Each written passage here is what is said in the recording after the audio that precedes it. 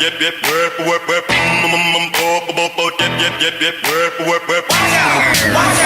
listening to the Mad Positivity Pos'Cast, helping you find your freedom. Broadcasting live from London.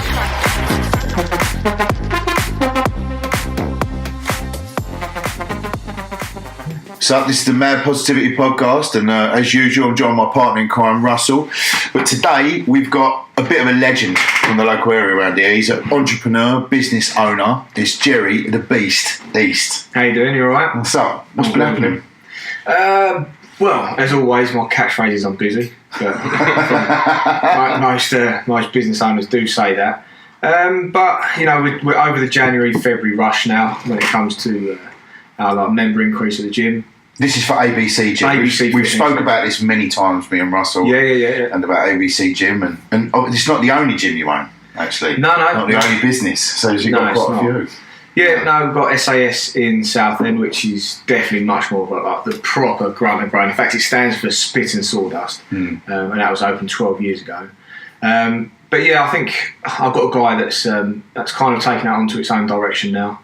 So it's less about my vision there, and we're going to let that roll to what he kind of wants to do. But that's good though, isn't it? That you've built something and you're able to sort of, because most business owners, they can't let it go for that sort of freedom. It's your baby, and I bet was that a difficult decision for you? Because I remember when you had the original gym, and like, what do? Did you take a step back? Is it going in the right direction? Do I trust the person who's pushing it in that direction?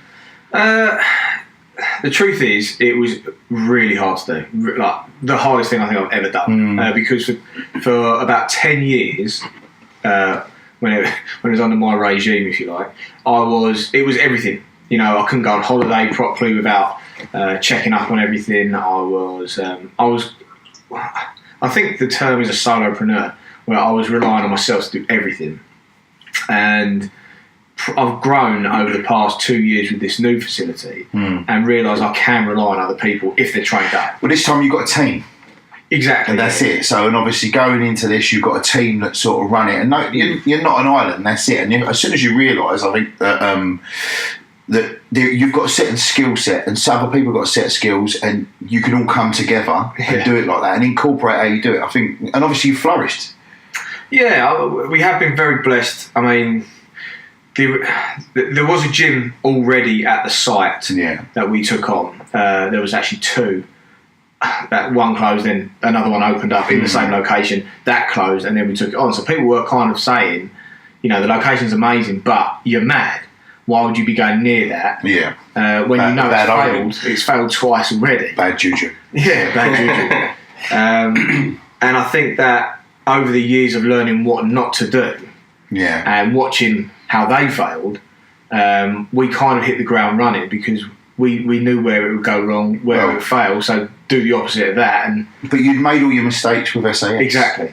So obviously incorporating that, so that's really a bit of a blessing, because not only did you make all your mistakes with SAS, and now it's a profitable business that you can sort of sit back, take a cut, let it run. Yeah. But then you've moved into ABC, you learned new lessons, you've built up. A lot, very quickly as well, yeah. And as an entrepreneur, that's the key. Yeah, it's now refining and making sure that the staff are incentivised. I think it's one of Richard Branson's greatest mottos is, your clients aren't number one, your staff are. Yeah, of course it is. You look after them, they look after the clients. And that is, I mean, we don't have huge amounts of staff there at all.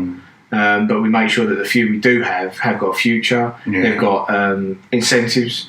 They've got ways of strategically earning more income and ways that they can constantly be improving their life.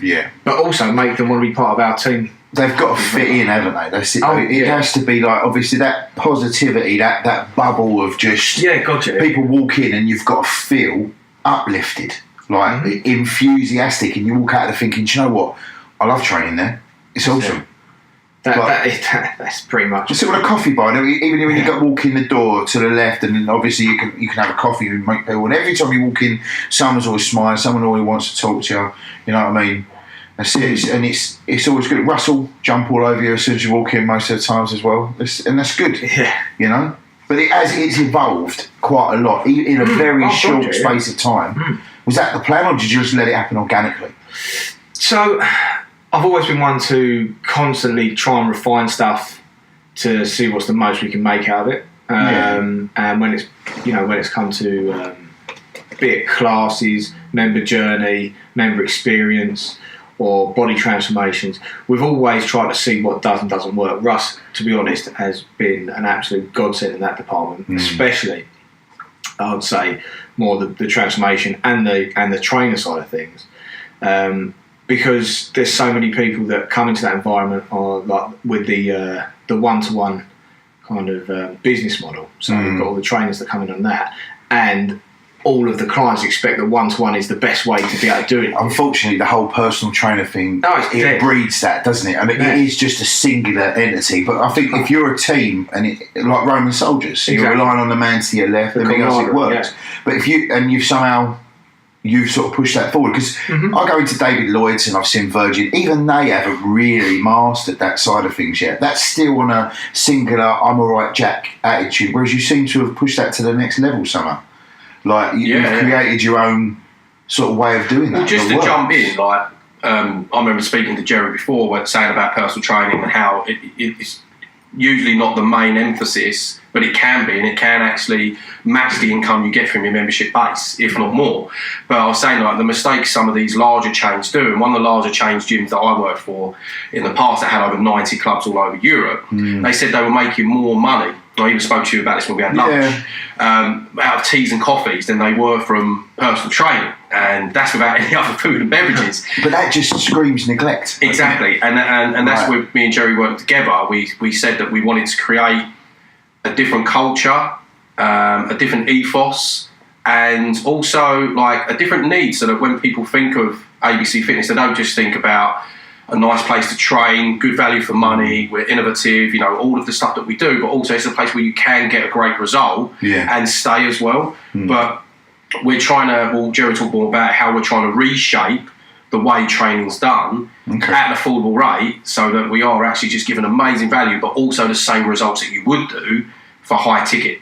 This touches in on, I've seen a lot of your posts, and obviously we'll put a lot of links to it on the website, on Facebook, Instagram, always popping out now, the videos that you're putting out there, and the online training and everything that you've got.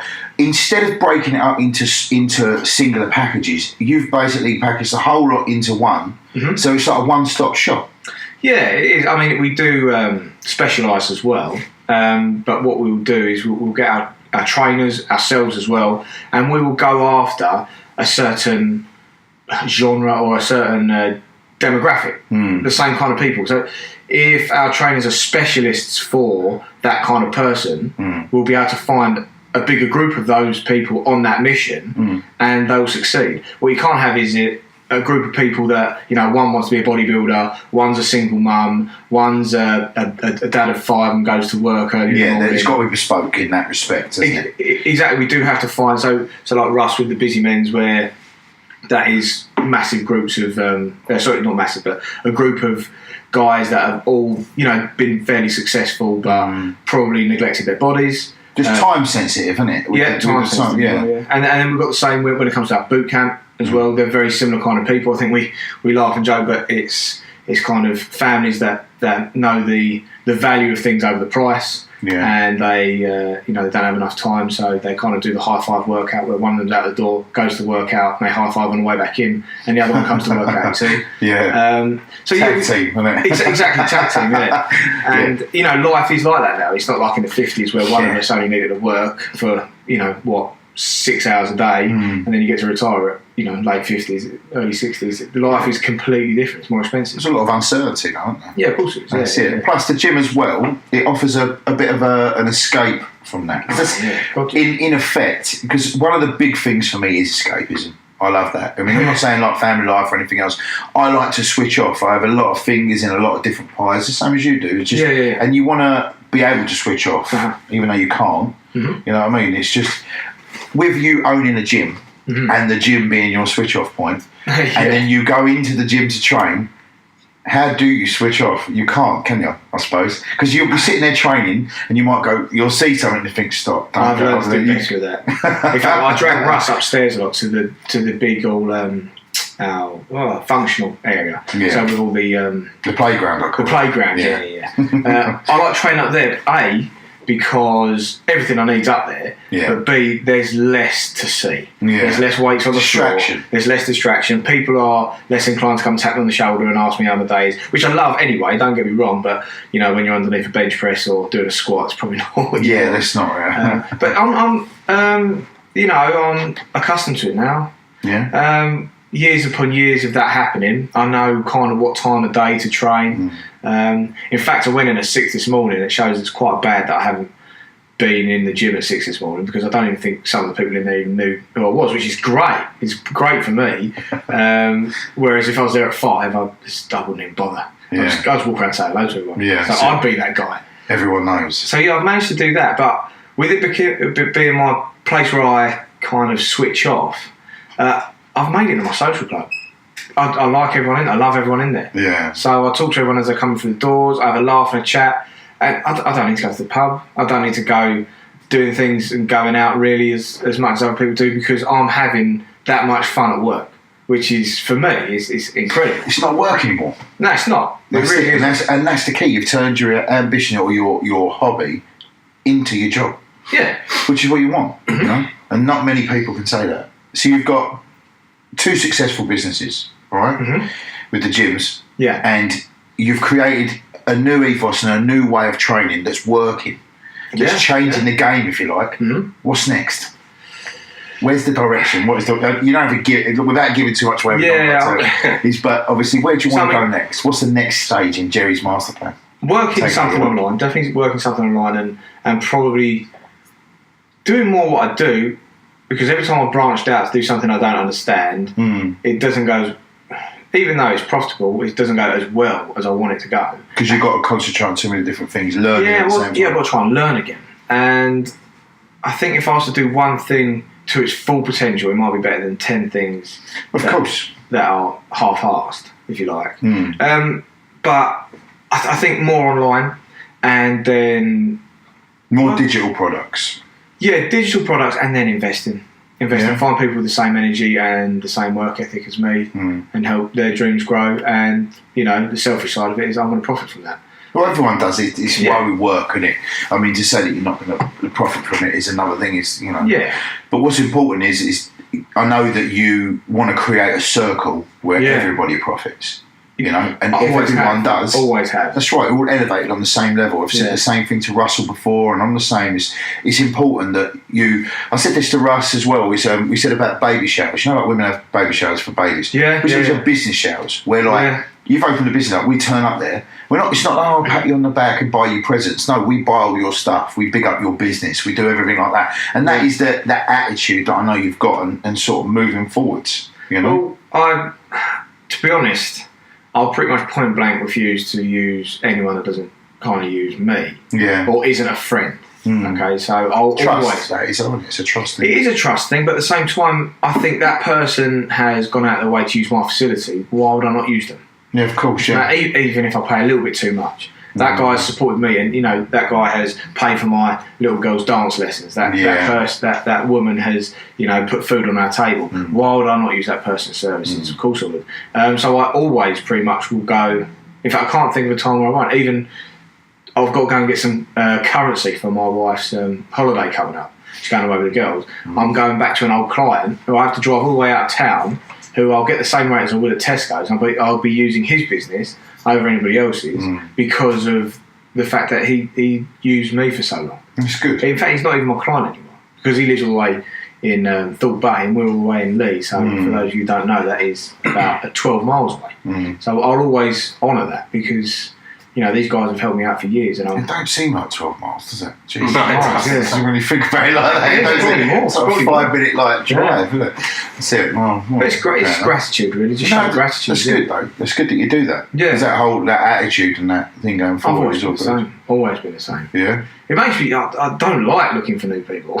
I don't like going out and going through the phone book. I like familiarity as well, like of what you're used to. Yeah. That's it. Because anything new, it just like you say, that whole learning curve. But at the same time, I know you said about branching out into digital sort of content and everything else going forward. Is it that to do with the gym or other things? Yeah, no. At the moment, it's all I understand at the moment, really. That, and I mean, other things I do is like property stuff, but that's very slow burning. What are you sort of picking up on that, like the property portfolio? Yeah, well, I started off very young with property. I was blessed, and the first recession we went through, the house prices dropped, and I had a new business where I was undercutting every other gym with no contracts. Which, by the way, if you want to open up a gym, don't do that.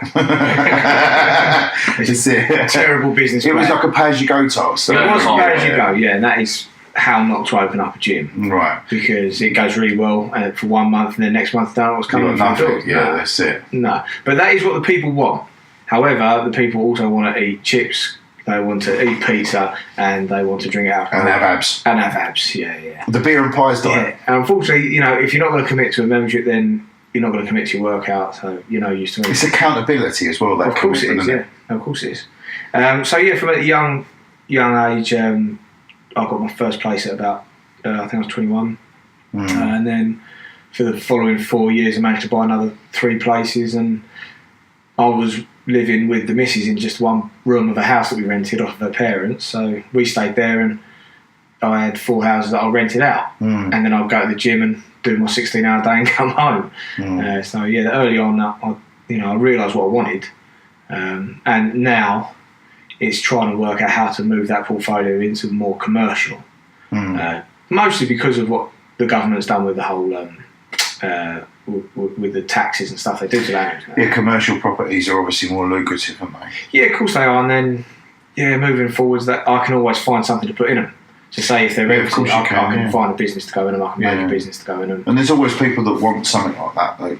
Around here, especially around where the gym is. Yeah, across the road, obviously, there was quite a lot there. I mean, the car was there. And I don't know what's in those buildings, actually. That's getting developed. Yeah, I was going to say, they've got to be... Because they'll be snapped up. There's people knocking on the doors, I mean, that building where, over across the road from where ABC Gym is, that there was an empty factory or something. Lidl's sort of bought that. And and it's been... giant area, just started taking into that. Beautiful building now. That's it, it's profitable as well, and it's that area. And all of a sudden, everything around there sort of almost feels elevated because it's new. Yeah. So it just adds to that little bit extra, There's so much movement around there, and there's good energy all around there, except we do have some people get a bit funny about the parking, but apart from that, it's all good. Where you are, it's difficult though, isn't it? I mean, the more members you get, as it's a gym, it's difficult to get that sort of parking side of things, and but there's not a lot you can really change about that, is it? We just smile and wave. It's easier.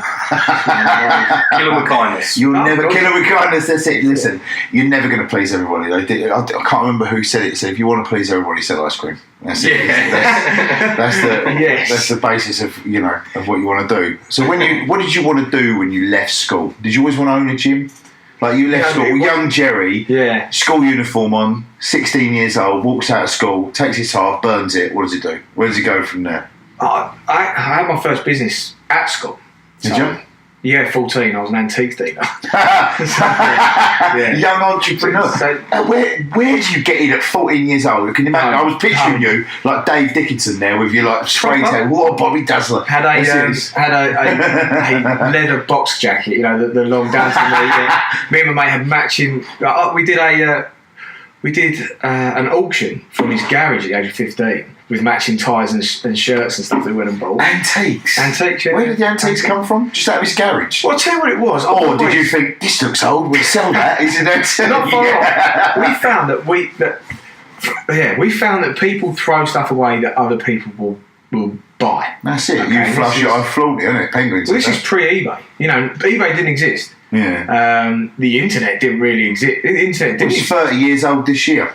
The internet? 30 years old. Yes. We're saying that right. 30 years ago was what? 1997? 1988? No, 1998. It's 30 years ago. Oh, God, yeah. Right? Yeah. Now, when you think 30 years, to me, it's got to be the 70s, isn't it? It's not. 20 years ago. 1988. 1988. That's crazy, isn't it? That's what I mean. Yeah. 88, 30 years ago. I can't count. Yeah, No, you're right. 1989. That's what I'm saying. 2019. But like, it's 30 years ago. Yeah, that was. Well, the internet is 30 years this year. That went to the public, though, was it? No, it was when it was NASA, created. The wasn't guy it? who created it, I don't know what it was. I've really got to research that. Well, what's that? It was for NASA. I believe it was for NASA. Yeah.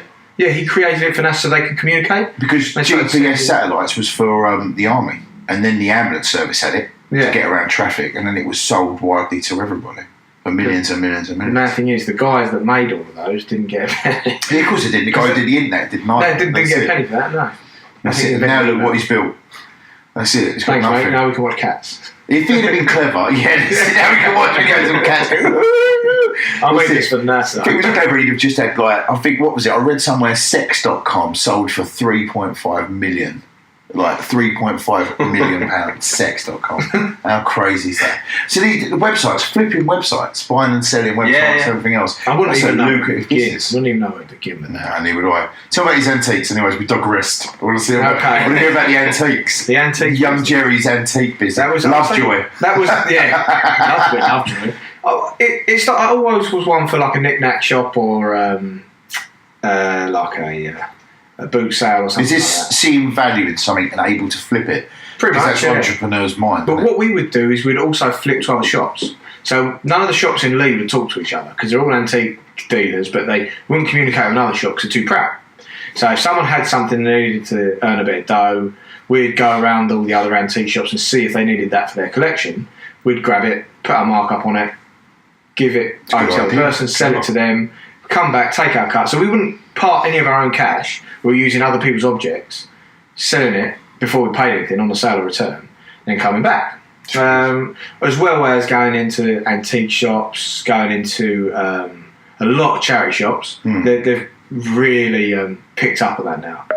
They've actually got people that will value stuff from them because you've got the internet now. Yeah, of course you will. And also, you list everything on the internet. I would buy stuff for 50p. Online auctions are like crazy. Yeah, but no one wants antiques anymore. No, I wouldn't even know where to begin. Because when was the last time you bought an antique and stuck it on a shelf? My man likes all that sort of thing. I don't know, it's about plates and porcelain and watches. Yeah. I don't really know what watches, you can still flip. Closest I got to flipping or anything else to selling back was going over Rochford golf course with a bucket, getting all the golf balls out and selling them back to the golf shop for like 5p each or something like that. Just buckets and buckets of golf balls.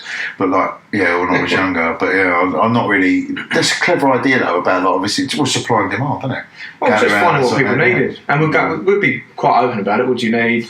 Okay, we'll go around and find it, and we'd always find it. It's a good way of finding. But we'd be able to see. Like I was always Art Deco stuff, so I'll be looking for Clarice Cliff stuff, Lorna Bailey or Susie Cooper stuff, which is all the big floral but abstracty looking stuff. Yeah. And I could recognise it off the bat. I just knew the design, and I've got a bit of a particular eye when it comes to things like that, especially when I go to like TK Maxx with him. I can spot a certain brand of shirt from across the room. Yeah. I'm a weirdo like that. I don't know why, but I can. And I could do that with this stuff. So I remember walking past the skip once, where obviously someone was dealing with a probate property, just chucking everything out, and full Clarice Cliff T-shirts in there. I pointed it out, said, "Do you want it?" No, totally like lads. We spent literally about 2 days in that skip. Pointed that out, stuck it in the auction, and got 800 quid for it. That's amazing. This is the 90s. 800 quid was a fortune. I think you could buy a car for a couple of grand, like a new one. There you go. It was mad. To young Jerry, that's it, you're balling. Oh, yeah. Make it rain. Didn't know what to do with the money. I think we bought scooters, yeah. Listen, there's nothing better to have like a scooter. I think at that age, all I wanted was a chopper. Yeah. Rally Grifter or something. Rally Grifter. Remember that? Bloody hell. Now, I see that on an auction site the other day. You talk about that, like £800, £900 for one of them. Now, I mean, what was it? An original GTI, Golf GTI.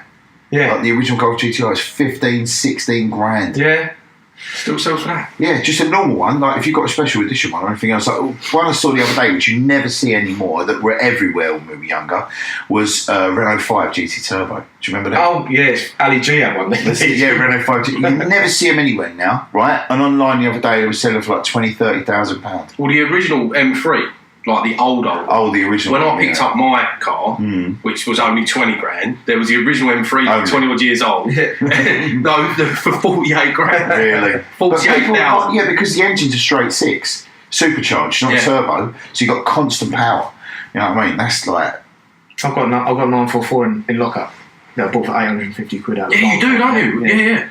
And it doesn't run. It's not. It's in good nick. It's not running. Yeah, it's in good nick. It's got a new engine in it that I've got. That's the 944. I know the one you're talking about. So I think it was designed mostly by VW. I think. Yeah. I think the engine's designed by Volvo. Yeah. That's it, with the turbo, with the supercharger, with the it's not a turbo, no. But we got it as a barn find. It was a donor car for another one we had. Okay. The other one. So when I was at SAS, I'd have quite a lot of interesting characters come in, and one of the guys. Everyone wants to sell something. Oh yeah, well he was always flipping cars as well. He actually works for a local business called Carman Connection, a guy called Paul, which is all the old Porsches and VWs. Okay. And every now and then, he'd find something his boss weren't really interested in, and he'd give me a call and say, "Jerry, we've got something here. Do you fancy either fronting it or going halves on it?" In this particular one, we went halves on. Agreed to buy the other one as a donor car. But the one that we got all with the bells and whistles that had all these big, I think is it BSB rims and stuff. I don't know. He talks the lingo better than I do. And it was a runner. It went really well. We had some detailing done on it on a different at a different garage. Yeah. I won't mention the names. And we bought these pair for $850 each. Yeah. We had a buyer lined up for $4.5 grand for one of them. Yeah. And this guy obviously owed someone money, and we come to pick up our car, and the whole forecourt had been petrol bombed. No! The whole lot.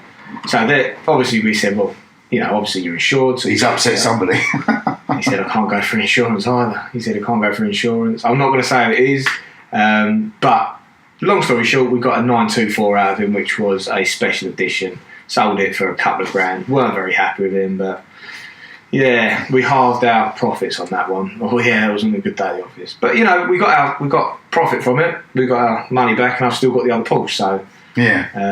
Well, silver lining. That might be one day. That might be like. I think I'm about 12 now. Yeah. 12k now. Yeah. But I just want to keep it because it's the same year as I was born, 1984. So I just want to keep it forever. I know someone who did that with a white Porsche. Actually, and he bought it, and it was an old white Porsche, didn't run, an original. He's in his 40s, so like it was an old one, like 1980s style Porsche with a whale tail on the back of it. It was white, and he bought it. It didn't work, and he bought it just because it was the year he's had it in. I don't know whether he's still got it working actually now. I need to speak to him, man. Like his name's Andy, but I'll have to have a chat to him, see if he got it working. I need to get it. Well, if there's anyone listening that wants to work on my Porsche, please let me know. Concentrators, email me, john@madpositivity.tv. Like, so you can make a bit of money, yeah, and work on Jerry's Porsche. Oh, 944. Get it working. That's it. I guarantee there's people out there that can do that. Oh yeah. It's just trying to find someone that's willing to go near the thing. But yeah, no, we'll get it running. We had it started a couple of times, but I'm not that way inclined anymore. No, I'll take apart a bike or gym equipment, but not a car. Yeah, it's not for me. You got a man who does that, though, haven't you? A man who takes things apart. It's a bit of a scientist you got working there. Oh, what, Matt Damon? Yeah, Damon, my man, if you're listening. Damon's cool. I mean, he loves to take things apart, just like those. Do you ever see Heroes? Do you ever see Heroes? The guys who took the watches apart, Zachary Quinto's. That just reminds me of that. He wants to see how shit works. Like, he was a serial killer, though, wasn't he? Possibly. I wouldn't take it away from Damo. He's what is he? He's got to be right up there. Brown belt jiu-jitsu. Oh yeah, trained killer anyway. You know what I mean? That's it. Well, that was his interview, wasn't it? His interview with me was. I can imagine. A roll around on the mat and kick the shit out. I can imagine him like sitting over a cup of tea, saying, "Yeah, I want to kill the man." I said, "Just that's it." Okay, and everyone like thinking, right, they're going to do them curls then. To be fair, that happens quite a lot anyway. With the majority thing you chatted about, but no, he's good. He's another one that I think when we first started out, we wanted so much for our staff. We could not get our head around the fact that they didn't have the same work ethic as us, and I think a lot of people don't. But that is from the one-to-one thing that personal training does, isn't it? I think when you're introducing an investment into themselves and the business, right? Which they've never had before. No. So as you grow, they grow. And when people feel invested, like the problem I've had as well with company that I've owned and I've had my own business, I've had people working for me, is that the guys who work for you, they won't ever work like you work because they don't feel like they've got a vested interest in the business. So whereas I'll say, right, a job will come in and I'd say, right, can you go and do that or whatever it was, whether it was at the pest control firm or anything like that, and they go, oh, I'm finished now, it's nearly 5 o'clock. Whereas you never get someone to put that little extra in because they don't feel invested in it. But you've managed to sort of get them to feel like they're invested in it. Well, the harder they work, the more they earn. Well, that's it. So they get their basic. But if they're starting to sell packages, if they're obviously they get the opportunity to buy their own PT as well. So to sell out their own PT as well. Yeah. That we just take a percentage of. So they've got no rent. So effectively, we are paying them a basic wage to run their own business. But they're open to ideas as well, and this is a platform for them to do whatever they like. Really, as long as it and where are you going to get that sort of freedom to express yourself and do what works and what doesn't, which is in effect really what you've done. You've sort of like you've had a platform to do whatever you want to sort of make it work, and it has flourished. And I think people are seeing that. People are seeing that this is a different type of training. This is a different type of atmosphere. This is like what you're producing, which is amazing. You know. But the question is, how do you bottle that? How do you bottle that and sell it to the masses? That's the key. That's the next thing. This is where ABC goes next. You know, I mean, there is that is being worked on at the moment. I didn't want to really say anything about it, but no, I will. We're here now. I'm badgering you now. That's all right. It's okay. So we've seen a lot where other places and facilities are falling short, and it's happening at the very top. I would say the only place. Customer service wise, the only place that isn't only customer service wise would be David Lloyd. But as we've already found out, they're letting their members down in other areas. Oh, look, I'm a member of David Lloyd's. Yeah, you see it. It's changed a lot, I must admit. But they seem to me like franchises now. Like each individual one. It's not. Yeah. Although they're connected with like a web. Like you've got where we live. There's one. There's a David Lloyd's in Southend, and then obviously there's one not too far away, Basildon, right, which is about 20 miles, something like that away. The membership for a larger family in this particular one was like 500 quid. But the membership in Basildon, 170. Am I right in thinking you can use both facilities though? You can use all of the facilities with it. You get there. But nobody would tell you that.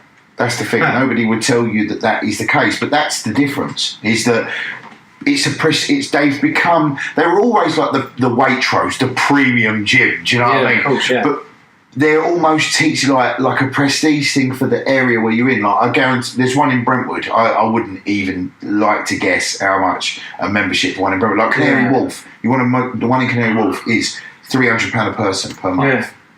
Like, and that's a prestige thing for where it is. All right, it's going to be a really lovely club, but you're getting the kettlebells got velvet in them. Do you know what I mean?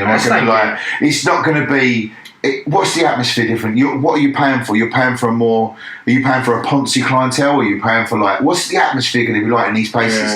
Like if you go out in Brentwood or Billericay or somewhere like that, there's a lot of pretentiousness there. Are you going to get that same? That's it. That's it. Jealousy, maintaining the image of wealth.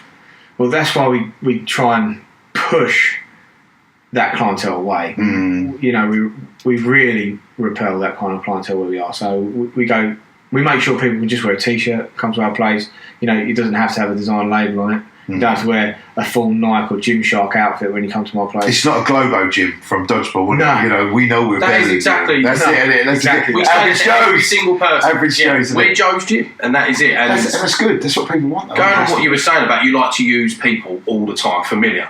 Yeah. So I think one of the key things for us, not just for our staff, our trainers, but mainly our members, is retention. So these other big chains, I've worked for them in the past, they've got so many holes in the bucket.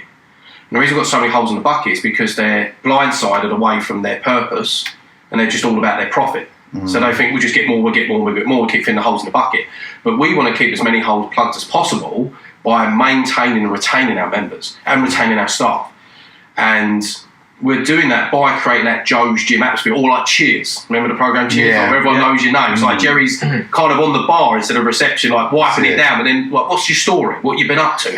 But that's how it is. We're trying to create conversations, and we'll remember that, like, what they got up to last week. They said they went away to like Centre Parks, for example. How was Centre Parks? We'll have a chat for 10 minutes, but not because it's an auditory like response that is part of our job role. Must speak to members, must have conversation. It is, we generally give a shit. And by doing so, and as the saying always goes, people often don't remember what you say or what you do for them, it's how you make them feel. It's the why behind what you do which creates, you know, lineage, longevity, retention, everything in your business. And that's one thing that we're priding ourselves on.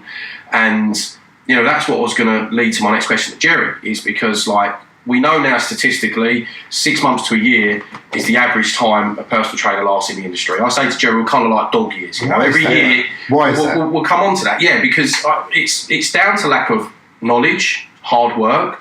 The business is now, you're able to become a PT literally by sending off tokens from a cereal box. Then it's delusions of grandeur. Then you're going to go into. Everyone's going to be Joe Wicks.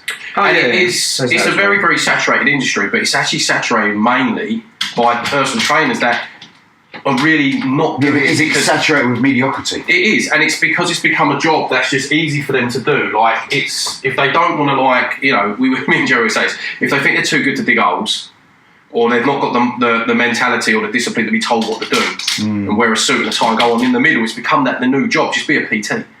Become a PT, you'll work in the gym, you'll take cash in hand, you'll do this, you'll do that, but then you'll finally realise you don't have a business. You won't be able to take time off work. You'll be scared that other people are going to undercut you and take your clients.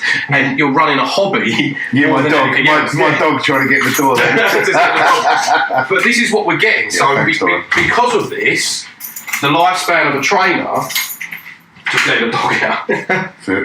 So the lifespan of a trainer, or, you know, a gym instructor, whatever it may be, is coming towards that 6 to 12 year mark. So if you say me and Jerry are like every year's 5 years, like dog years. Like, I'm 60 years old in the fitness industry, so I've been in it for 12 years. Jerry's 13, 14, so he's an old man. Old as hell. He's a vet. He should be ready to retire. I should be retiring. Balls are great. He's like one of the, you know, because it's one of these things, like, and it is about caring for your staff, care about your people. Like, one of my friends' dads, Gomez, who's going to be coming on the podcast soon. He works for a roofing company. And his roofing company's been running for maybe 40, 50 years. His dad's the first person to retire. Because they say that most people leave their jobs or what they do through bad management. Not through their job itself. That's 9 times out of 10 years, because you could have a shit job, but the team could be amazing. Leadership, and you stay. Motivation, I totally agree all with that stuff. And he's the first person to retire from it. So Jerry's probably going to be one of the first people I know in this industry to retire from the industry at the age he should do. Does that make sense? Well, I think Jerry disagreed with that, because Jerry wants to. Jerry's hopefully wants to go. Do you know what? I've made quite a bit of money. I want to take a bit of an earlier retirement. Exactly. But Jerry's also the sort of person that won't be able to retire because he'll sit home and he'll be fucking bored. And we're like, just he'll lose it. Have you ever seen the film There Will Be Blood? Yeah, right. Yeah, where he's getting his butler to put like antiques up and he's shooting them with a rifle. That would be it won't be a rifle range in the middle of my house. It'll probably just be a 2-2 in my garden. But even still, in the man cave. One of my daughters putting up antiques.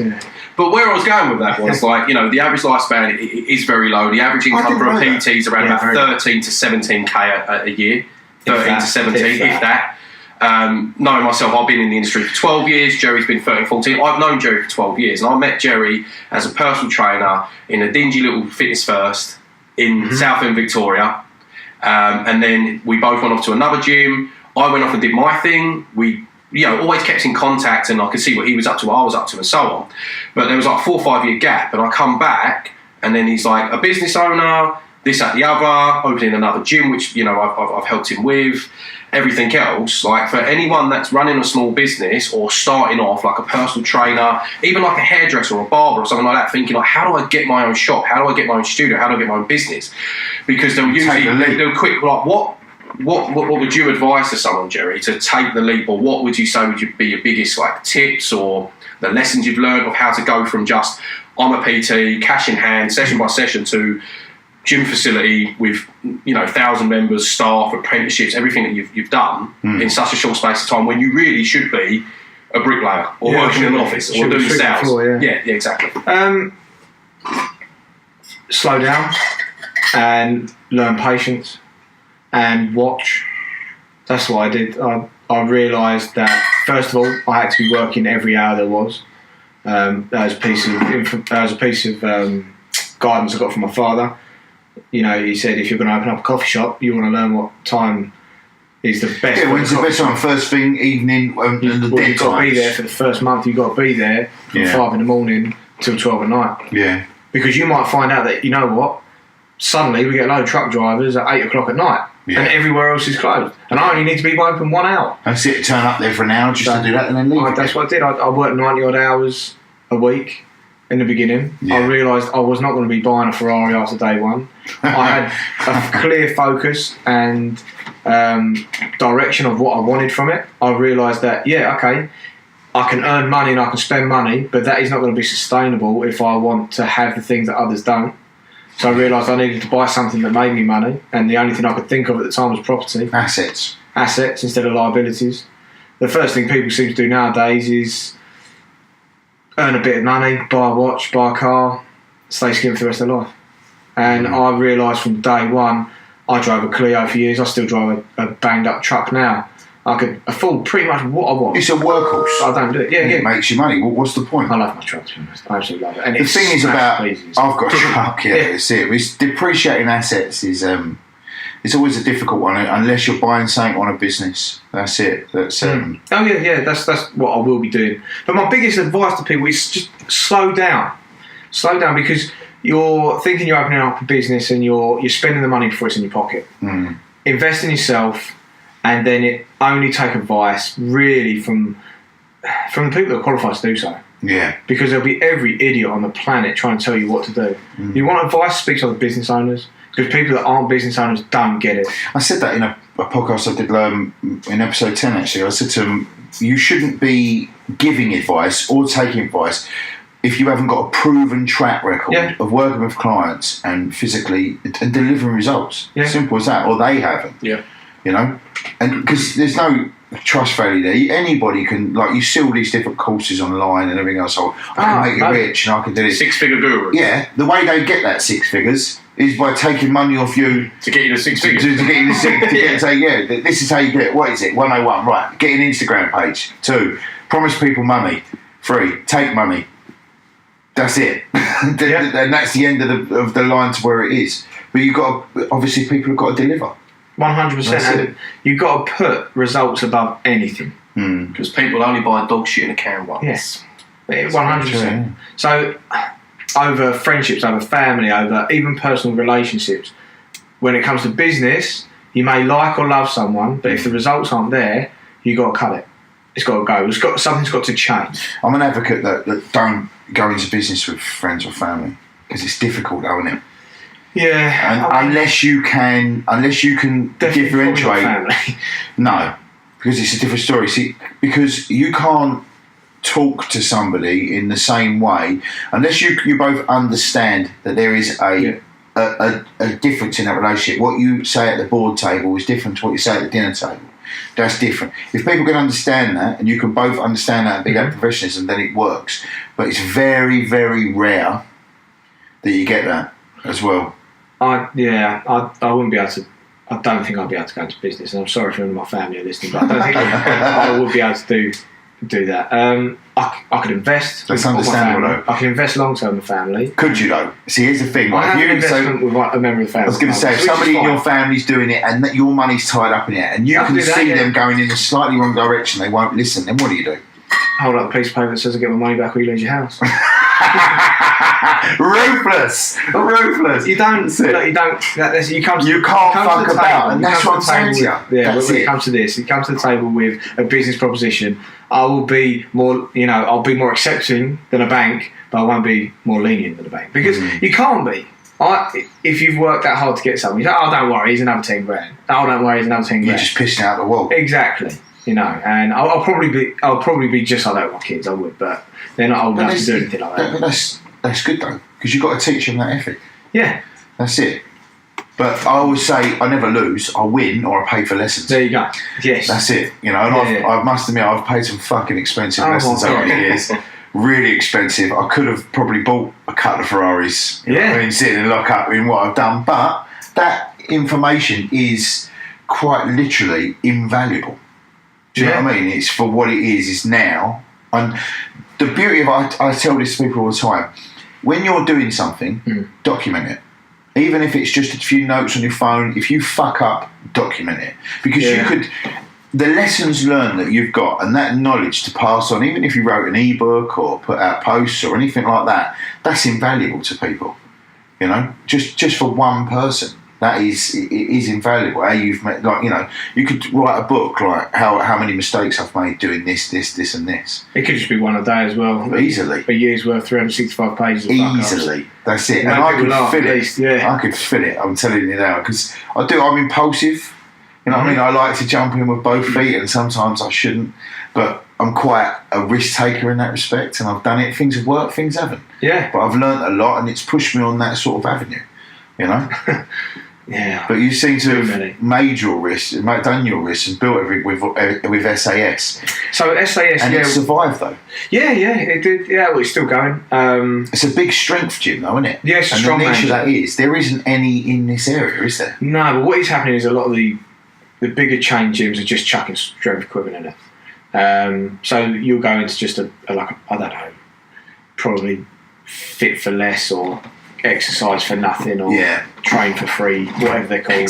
But you ain't going to get Eddie Hall in a fit for less, are you? Exactly. And that's the thing, isn't it? And you're not going to get these guys who are like hardcore. Yeah, all the gear, no idea. So they have all this stuff, and then you have some 3-day-old personal trainer there that will try and teach you how to lift an Atlas stone. Who's like a waif. But yeah. Do you know what I mean? That's it. Struggling on a 20-kilo dumbbell, let alone an Atlas stone. And this guy is going to try and teach you how to use it. You'll put your back out, and you're never going back to the gym again. In fact, you're probably on painkillers for the rest of your life. And that is the danger of it. Whereas at this place, from start to finish, you're taught what to do. And the safe way to do it, and who you need to speak to as well. Well, that's good. And again, it's a community down there. That's good. That's what the same as we've got ABC. It is all about community. And even though it's a lot smaller membership there, it's a lot tighter knit community. Yeah, it's intimate. Yeah. That's it. Very intimate. Yeah. You still happy with the place where you're in? ABC? No, I mean like the place where it is now. Would you ideally like somewhere bigger? That's the next. So, what, to move or to open up an ABC 2?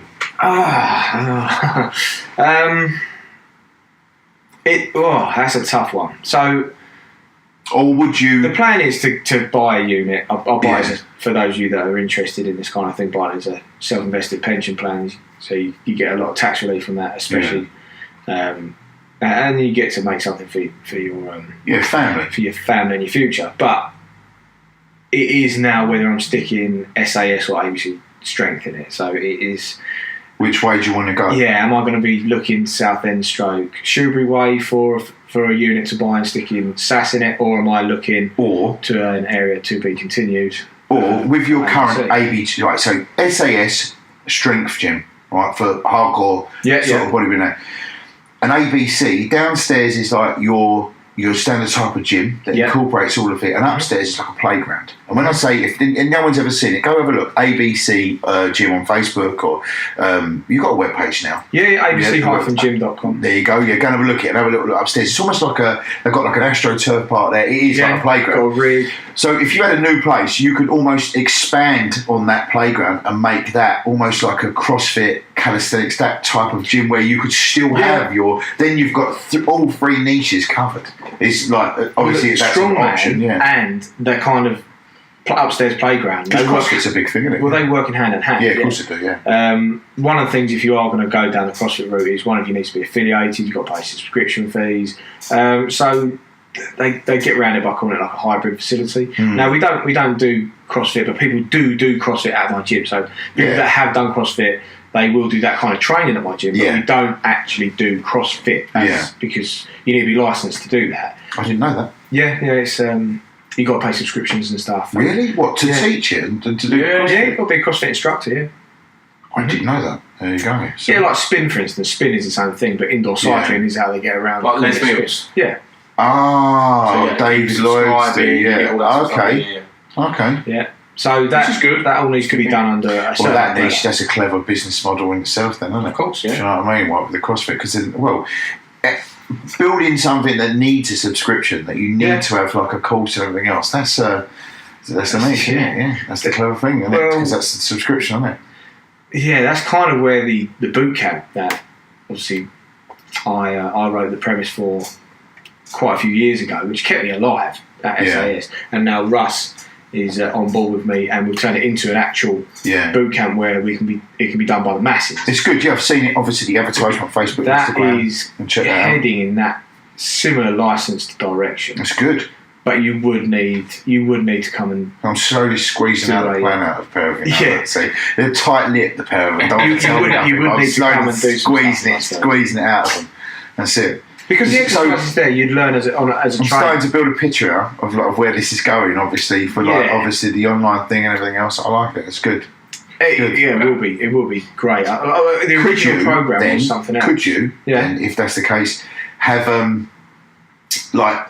In the Les Mills kind of sense, you could have a camera set up with a screen, and obviously you could do your boot camp, and other places could do it. So you could almost have a large subscription that you could even sell to mainstream gyms that could be done at ABC. We've already got the whole video sequence done. Look at this, squeezing it. So that was actually before. This is what we're saying. That's a good, but that's the key, though, isn't it? If you can do that, you can build it up. How do you go about doing that? How do you build that sort? I mean, if you've got to then tout it to say Virgin, tout it to Nutfield, you say, look, this is what we've got. Depending on what we're pushing out, depending on what we're pushing out. So if I was going to run, it used to be called the ABC program. Now, this is before ABC Gym was open. ABC stands for... Russ, we spoke about this, actually. Oh, right. Yeah, we spoke about this previously. Like, obviously, you had the ABC. That's where it come from, yeah. So the Advanced Body Conditioning program, and the whole of the upstairs is built to house the ABC program. The only thing that we can't do up there is the deadlift part of it, but we've found a way around that.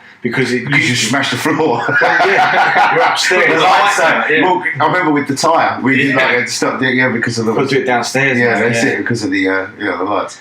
But you find stuff a way around it. I think when I wrote the ABC program, and it was to train the everyday person of an athlete, and the reasoning behind that is if the best in the world train like that, why wouldn't I? Yeah, of course, that's it. Going into hairdressers saying, "Oh, I see you do nice haircuts. Can I have a shit one?" You wouldn't do it, would you? So why would you train like anything else? Do you do second-rate haircuts? Yeah. This is it, I'm in. You know what I mean? I want to play the same as everyone else, but I want it shit. Yeah, that's it. You wouldn't do it. I mean, I do, clearly, but... Cut your own hair. But that's it. There's an element of strength, there's functionality, there's power work, high-intensity interval training, and cardio work, core work. And that's evolving all the time as well, isn't it? Constantly. So we're always working on that as well. But the days that we do on the boot camp, which I think we're probably going to be bringing it away from the boot camp banner. It will be under ABC sort of fitness. ABC probably like at fit camp, something different like that. Tiers of different fitness. Yeah, well, we're calling it boot camp at the moment because people are accustomed to it being called that. I'm going to get out of here, too. It's not really running around a park with your mate on your back doing press ups and dog shit, is it? And that is, let's face it, that's a boot camp.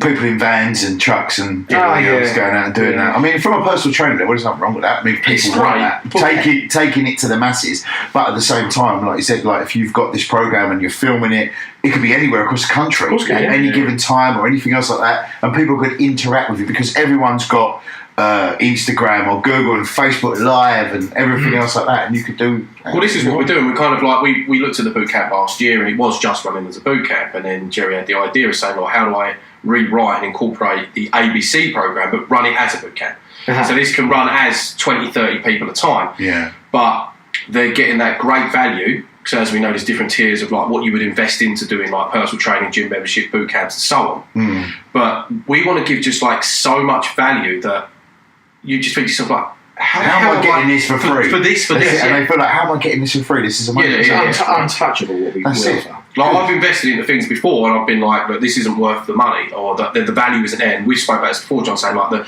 value, the money chases the value. Of course, it does. Be a person of value, not success. And ABCD, well, I said before, above and beyond the call of duty. That's what we're going for. And they'll go like, "And you pay that much for all of that?" And be like, "How the fuck do you get away with that?" And that's what we're trying to do. And we noticed that with the old boot camp structure and everything else, it is evolving, and you need to evolve because it is dying.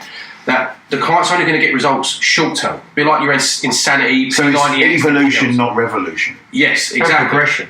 Yeah. So that's what's not going to. Oh no, sorry, and that's what you're not going to get. You're going to plateau, and most people just don't do Keep the it other side, interesting, which keep is it the food, changing the it up, lifestyle, the mindset. So we've come in as well with an actual online platform. Yeah, I've seen the accountability documentation. Yeah, so we've got accountability online, we've got mindset coaching. Like the power of mindset is unbelievable. What you can do to change your fitness, your outlook on food, family, health.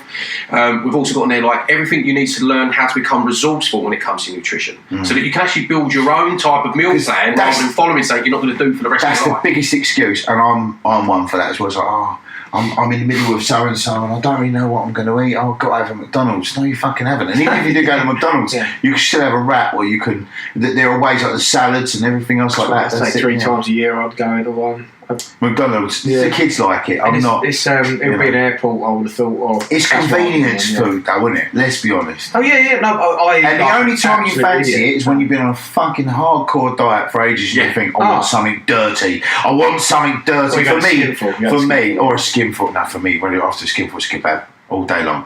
But then I even trick myself into thinking, like, all day long. Chicken shish. Yeah, I'm being good. It's okay. I can wang it with burger sauce and cheesy chips. That's it. I've been good. You know, it's the 48 pints of shit that I just drink previously. It's not really. And even lying to yourself, just because you have 5 Strongbows, that's not your 5 a day. No. Right? I don't care how many apples go to that. It's not like switch from apple to pear, didn't I? So I'm getting more in. Yeah, that's it. Yeah, fruits of the forest. Gin and tonic with juniper berries. There we go. There you go. That's how you finish the night. You finish the night on a gin and tonic with juniper berries. I've never had that. I like gin and tonic with elderflower. There must be vitamin something in that. I don't know, vitamin K. Emma tricked me, my missus. Right, she got me a glass of elderflower tonic with ice, and I thought I was drinking rhubarb gin for about 2 rounds. She was laughing, she thought it was hilarious, and I really thought I was drinking. Did Jack Piss as well? That'd have been better. I probably did. I love you, I fucking love you. That's it. I might have actually done that, but she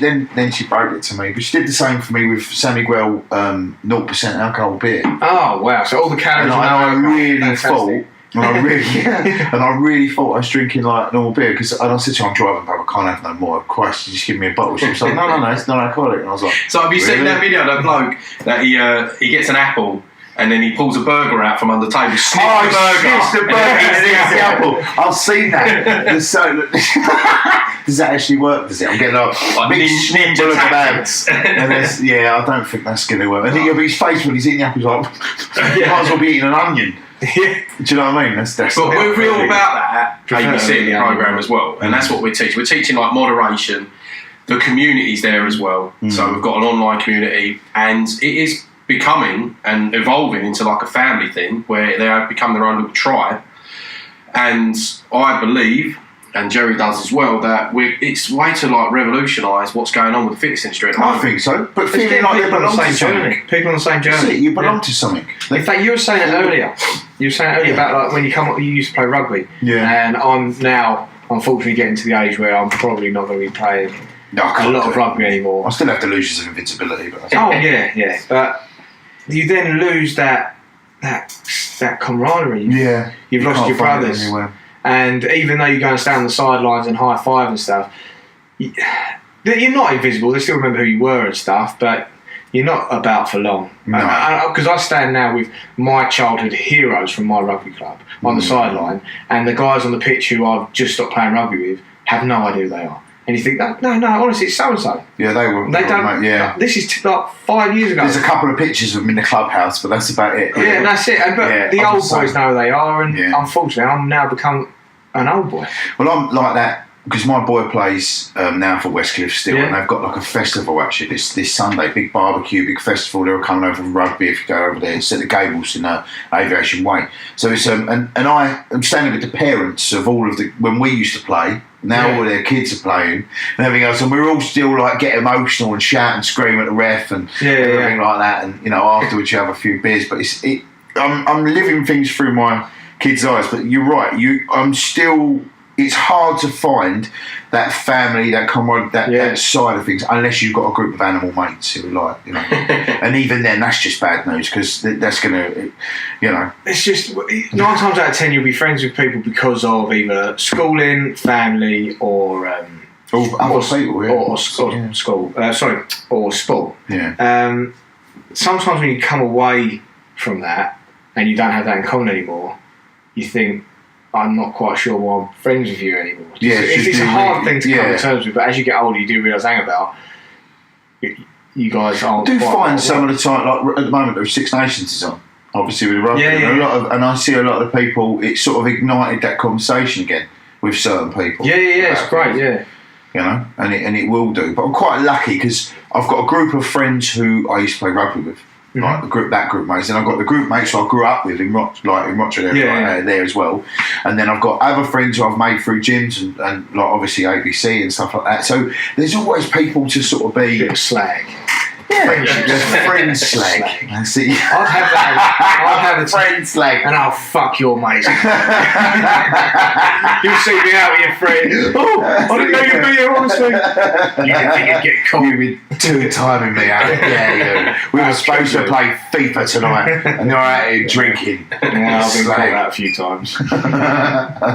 So you've got, like everything else, it's diversity.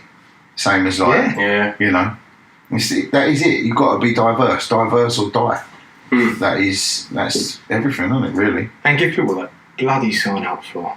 At the end of the day, I mean, anyone that comes to a trainer, goes to a gym, they might negotiate price, but they are not there to join that gym because they want a fucking membership.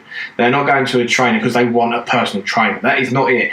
And people don't realise that because they think, oh no, he wants a personal trainer. No, he doesn't. No, he don't. He wants to be able to see his knob when he goes for a piss. She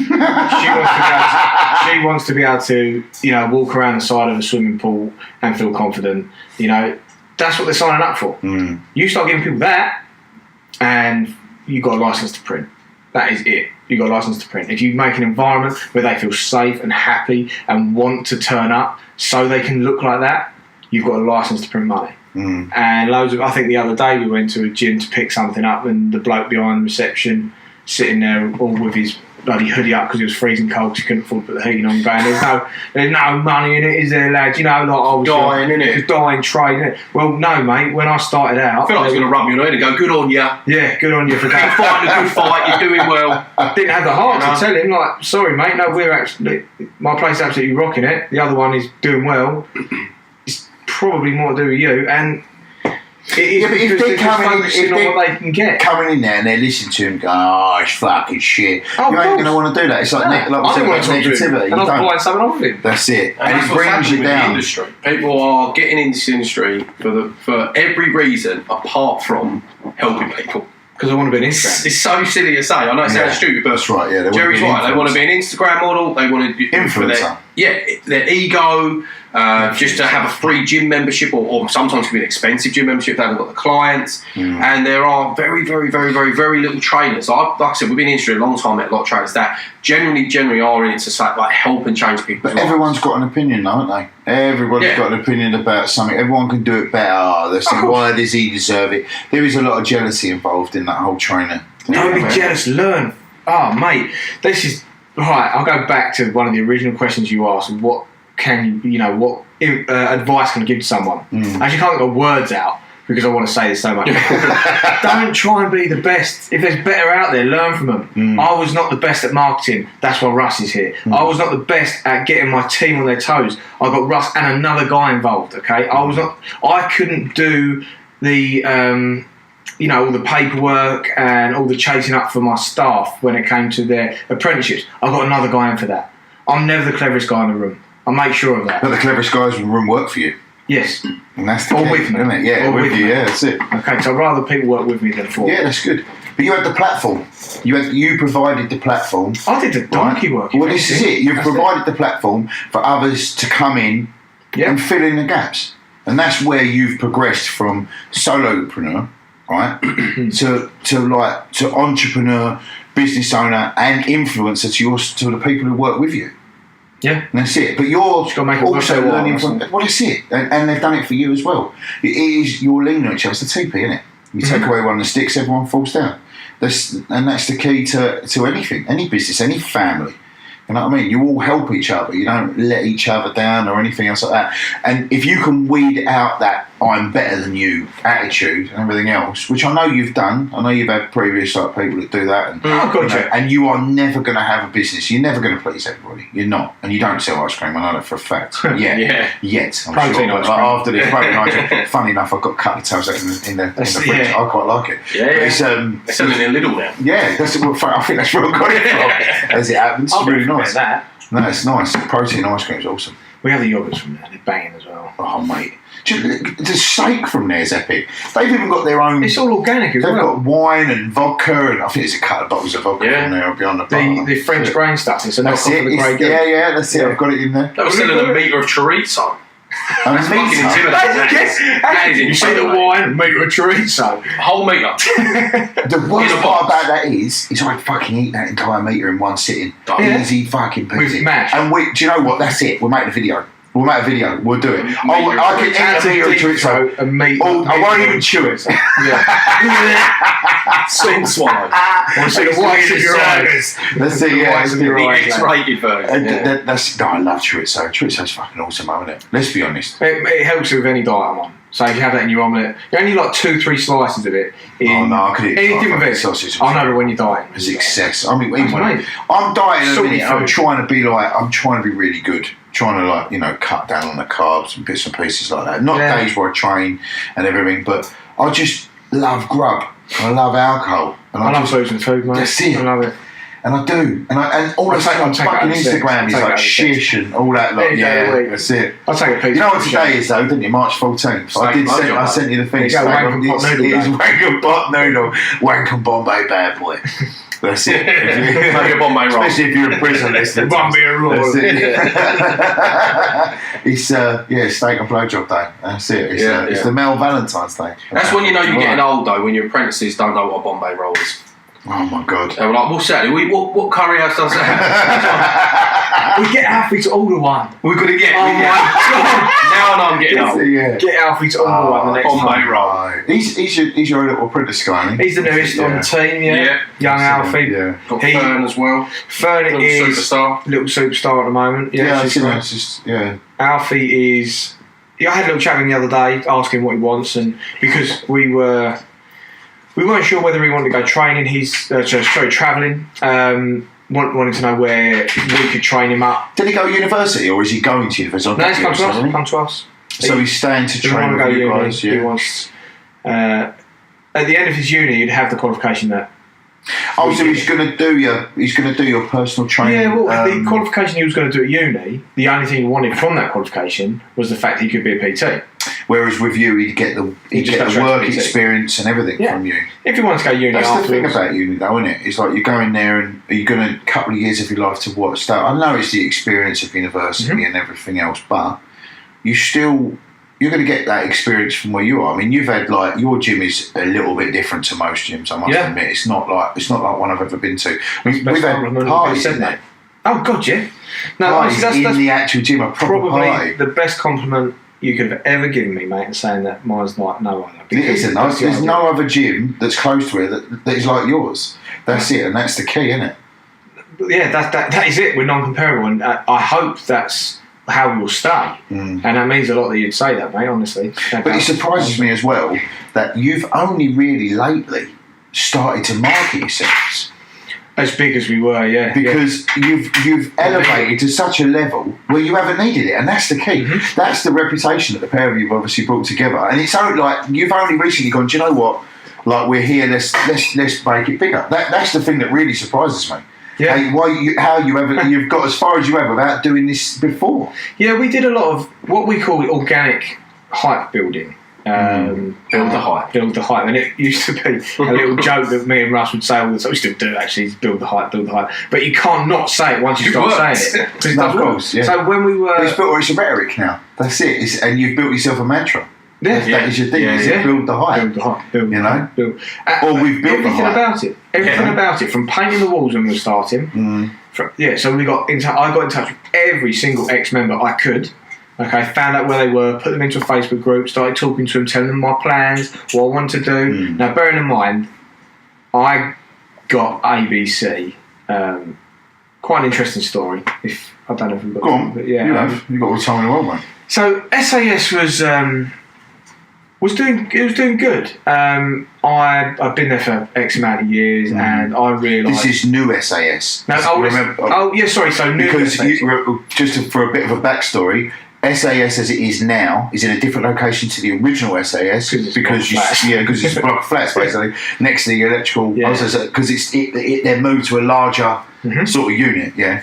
Now, I wish I'd owned that plot of land, but I didn't. So I was renting the old SAS. Going back even further now. So I was renting the old SAS. Anyone who's listening to this that has a rental unit that is going to be developed, and everything is pretty much going to be developed if it is a Victorian building in the UK or definitely in the South within the next probably 10 to 15 years, look at your lease and the terms of agreement, because if you have right to renew and your landlord has got planning, bear in mind I'm about to be a commercial landlord, so I might be making it more from my own back, you can take them to the cleaners, and that's what I did. Yeah. I wasn't too bad, but I got money for Old Road, really did. There was an old building falling to pieces, and my landlord got planning, had someone that wanted to sell in the recession. He was old as hell, and I took him for a lump of dough, which was great, Yeah. My argument was, well, it's a win-win for me, because if you don't take it, I want to stay.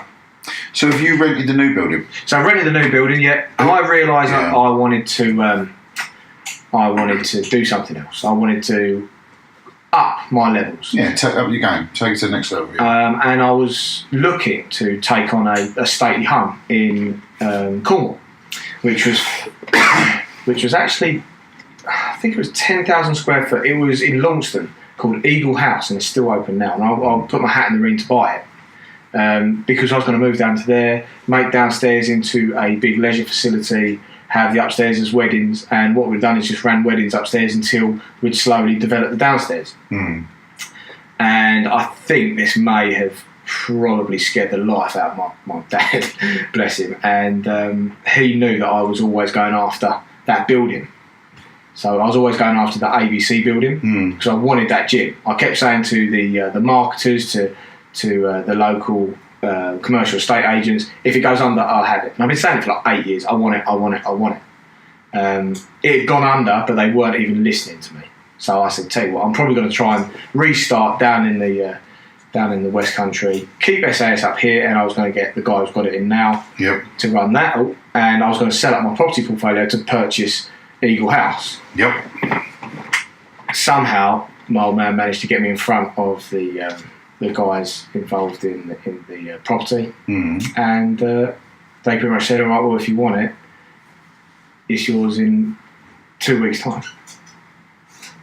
So this is when XL gone bust. I remember XL. Yeah, been closed for a year.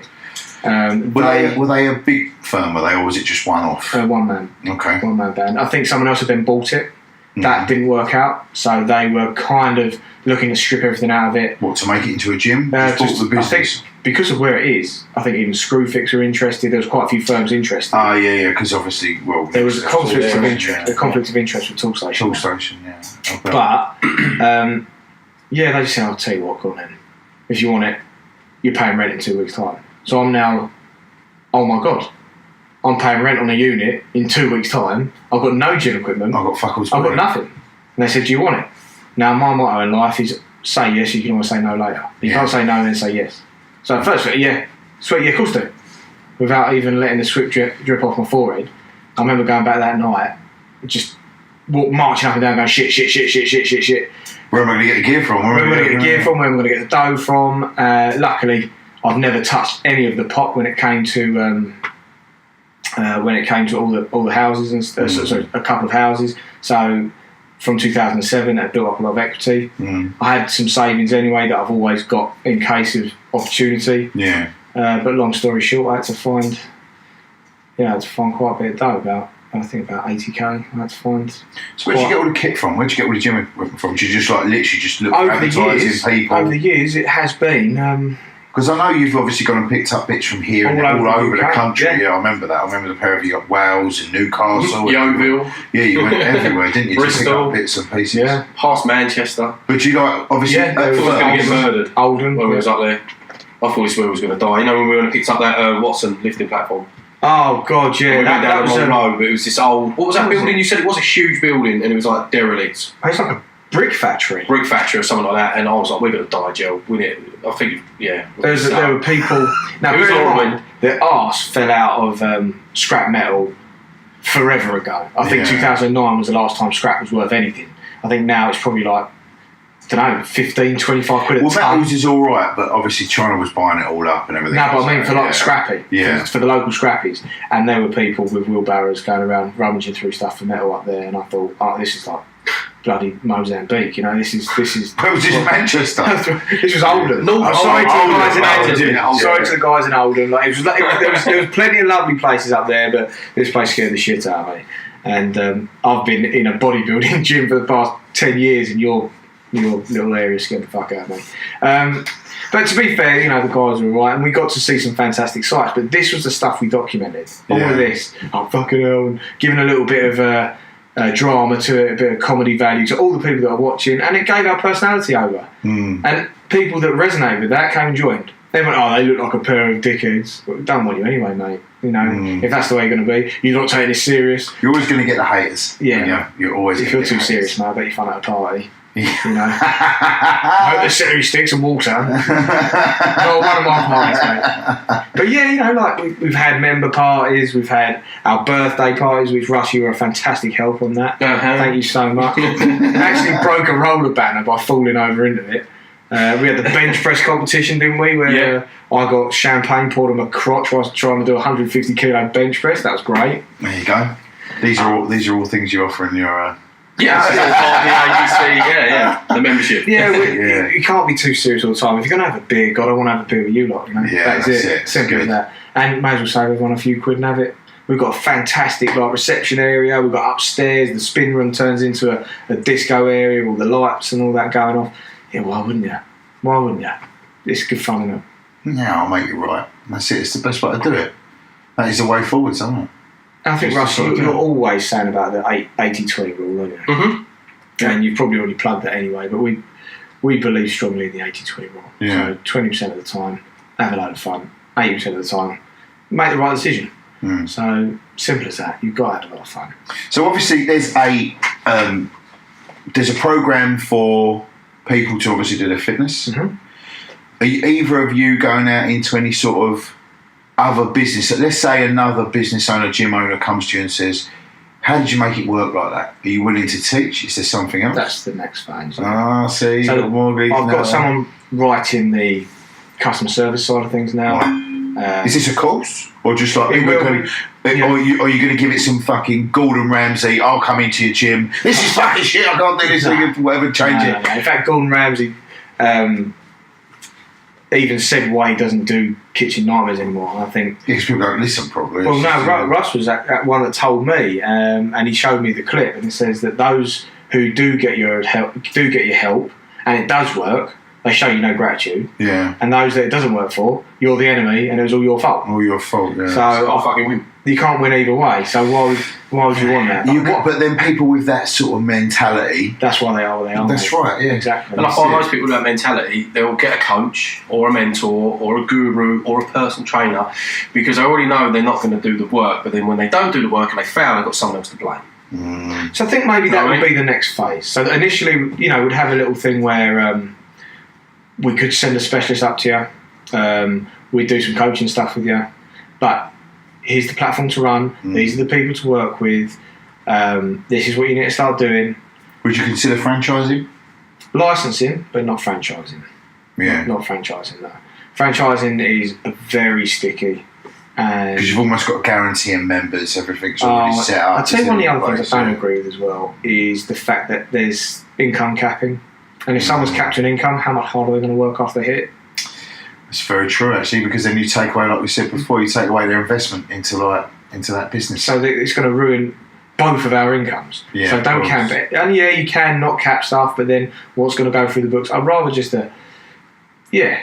probably a license, and then with that comes the training. And then they can come to us for it. So it'd be more for people that are looking to change the image of their gym, buying a gym off of somebody.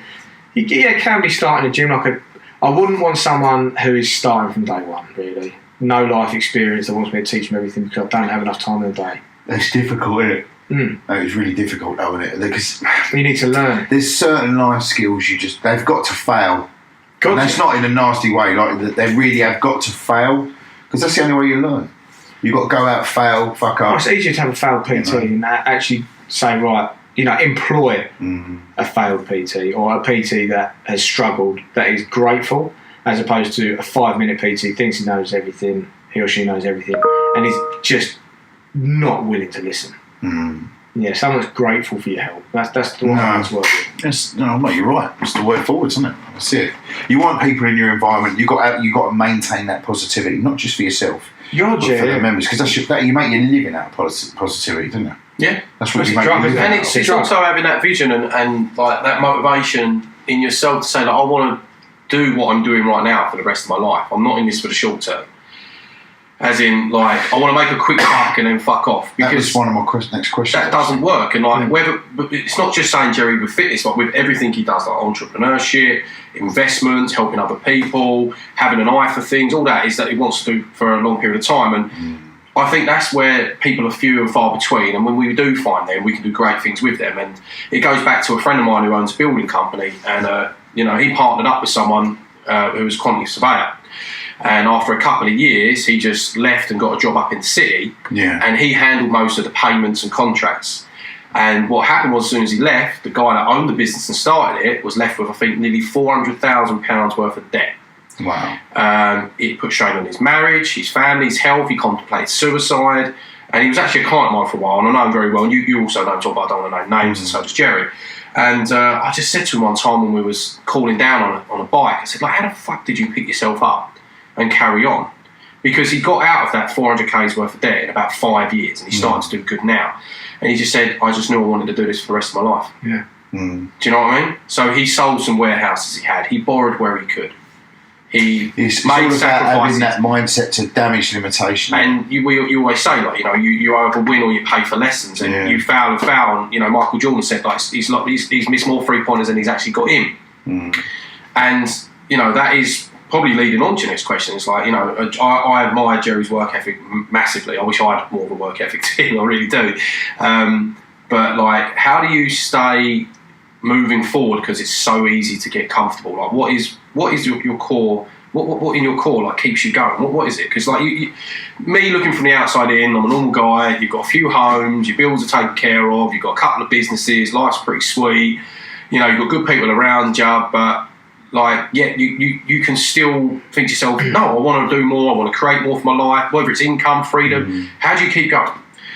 Now, I kind of put it down to a weird form of anxiety I've had my whole life, where if I'm not progressing at something, I feel like I'm wasting time, energy, everything. I remember staring out the window. I must have been about 8 years old, and I was just looking at all the things in my garden, and it was smashing down with rain. I thought I could be building something right now. I could be making a den, I could be making a tree house.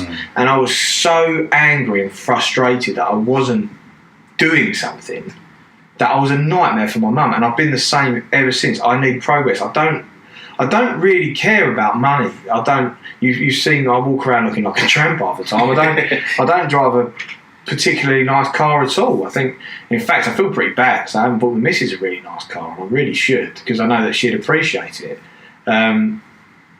I need to be making progress, and I need to be hitting something bigger than last time. I hate stagnation. I hate not hitting a target or having something to work towards, and I don't think I could stagnate because I wouldn't. You'd keep yourself. I wouldn't be happy. So I'm only happy when I'm firing all cylinders and I've got something to sink my teeth into. Yeah. So sometimes I will, like, I don't PT at all. I say I'm off the tools, if you like. Okay, so I'm fully more admin, meet and greet, make sure people's experience is happy. But you do join in with the classes. Join in with some classes. I do love. Oh god, yeah, I love joining in, and I like taking classes. And none of that is I take the same wage from the gym no matter what. I pay myself what I pay myself. It's just keeping your hand in. But every now and then I'll take someone on. secretly. I'll take someone on for just a little bit of help. So if someone needs a little bit of guidance, bit of training, a little bit of coaching, not really in the gym, so more of let me see what you've been doing with your food diary, and I'll do that for no adulation. I'll do that for nothing, because I need something to inspire me and give me a little bit more of an oomph. It's to remind you why you do what you do. Yeah, and unless I'm doing something big, like project-wise, so say if I've gone a little bit mad and bought a house or something and I'm doing that up, I need something to sink my teeth into. Yeah, of course, yeah. I think the last thing, I went a bit nuts and built a giant man cave in my garden. I love that. With the captain's hat. Yeah, with the captain's hat. You see the captain's hat. Spanish galleon. That shows my antique heritage. Yeah, Persian rug on the it. floor. Those of you listening, the Persian rug is like a thing I picked up for 25 quid off eBay because the bloke didn't know what it was selling. And yeah, it's just all crazy stuff. We'll do one on location. We'll bring the cameras. Yeah, and we'll do a podcast in it live. I'll wear my smoking jacket. Yeah, that's definitely a whiskey and cigar. We'll have a whiskey and cigar cast. Imagine how that one's going to go. These will stink after. Oh, can you imagine? Sure, you have to wash it all. Oh, don't. That's it. It'll be fine. But yeah, the main answer to that really is I just always need progress. I need to have it in anything, even like with anything. I say the only place I don't need that is home. I'm happy. I'm content with my. You've got a family, haven't you? They keep you on your toes regardless. Their progression is something I could never keep up with. No, that's it. That is 100% down to my wife. She's amazing with the kids. Yeah. I do what I can. I'm just a bit of a bimbling idiot running about trying to be fun. I just say I'm the finance department. You're the management. Listen, you manage. I'm just the finance department, mate. Yeah, until you go through expenditure, then you realise who's actually in charge of the finances. Yeah, that's it. Yeah, it's probably really true. We asserted that like something I didn't know that really has actually surprised me, that the average trainer is a year. Like that's the average lifespan is a year. But that brings me on to like the question I wanted to ask you, right? Is that you've got it licked, right? The pair of you. So you're creating a sustainable business that you've changed the game, right? That's got longevity to it, right? And that my question was to most trainers, knowing that there's only a short term of life, and you put in all that effort into being a trainer, to know that because you don't want an old trainer. Do you know what I mean? When do you get to that stage where you think, you look at trainers in the gym and you think, Jesus, like when are you going to knock it on the head? And what is the next progression for that? Like, is there another stage? I mean, you guys, you've done it, right? You've got your business, you've worked it around like that. But not everyone's going to have that motivation, and there are a lot of trainers that haven't. But does it seem like there's a progression for personal trainers now? Of course, yeah. I mean, it's a lot of trainers are stubborn. I find, especially as they get older. And we said about the stubborn analogy was if I draw a 6 on the floor, you see a 9. Oh yeah. And they kind of just think that the more followers you have and the more likes that you have, the more money you're going to make, and that's wrong. And it doesn't, amount. But it is a very social. We have become very social networking, sort of that Black Mirror episode. But they're also in the old school one-dimensional mindset of like constantly posting about themselves and about their food and about their image and about their abs and about their booty and all that, which. Okay, it may fit a certain demographic, but the main people you're going to be training, and please don't take offence to say it all the time, is the UFOs, the ugly fat and oldies, right? Okay? But your bread and butter... Please don't take offence. No, but it's just the same we use, right? I'm beautiful. Listen, if you know Russell and he calls you a UFO, now you know. Right? But the majority of our clientele are people that want to feel better, move more, pain-free, build their confidence, lose a bit of timber, feel more confident having sex with the light off, things like that. But I'll keep the light on. Yeah. No, that's a joke, isn't it? Why don't women like having sex with the light on? Because they don't like seeing a man have a good time. I'm only joking. You've just joined into the misogyny hour. We've just got all that female. Anyway, but this is what it comes down to, and that is by you just being this bulletproof personal trainer, 6-pack, abs, all that, big arse, whatever it may be, you are becoming extremely unapproachable. You're creating stigma. Yeah, comparable. Me and Jerry, the first 2 people in the room to take a piss out of ourselves. 1, to beat people to it, and 2, to make people feel comfortable with us. Every time I do a seminar, I talk to someone, I want to get on someone's level, I'll take a knee. I'll get beneath them rather than above them. It's all about learning to evolve. And what we've had to do, me and Jerry as trainers over the years, is evolve as a trainer to learn mindset skills, language, skill sets, copywriting, marketing, Google, Facebook, you name it. You've got to become an all-rounder or hire people to do it for you. You become self-sufficient. Because you're going from the one-to-one model to the group model, then to actually running your own business so that you can work on your business more than you work in it. And that is the key. If you're constantly working in your business, you're trading time for money, you're going to reach a ceiling eventually. So you need to be able to look how to scale and monetize, as you always say, your business and how to leverage your time and work on it. And you can learn to do that for free. You can hire someone, as you said, has already done it. You see somewhere where me and Jerry are going to be going down in the future. Because you're taking... And there are huge prospects. There are huge prospects for a trainer. Like most personal trainers, if you said to a PT, like, do you think you could earn 50k a year? That would be just such a distant, like, ambitious, unattainable, out of reach income. Oh, you've got to have that. But we're looking at that for me and Jerry's like the bottom line. That's what it should be. I want my apprentices to be earning that by year 3. Exactly, and there are other avenues. No, Jerry's got his gym ownership, there's programs, there's license. There is so much more that you can do, but it's all about evolving as a trainer, learning new skill sets, and having the right running a mindset business, not a hobby. Yeah. That's what makes it is a hobby. It was a hobby for me for years. I used it for beer money, supplement money, you name it, and that was it. I was taking cash. I couldn't tell you, like running a business, if I got a business owner in a room and I said, can you tell me your projections for July? Yeah, cool, we're going to earn this as an average. Can you tell me your projections for October? Yeah. If you say that to a PT, they don't know what they're running by fucking Friday.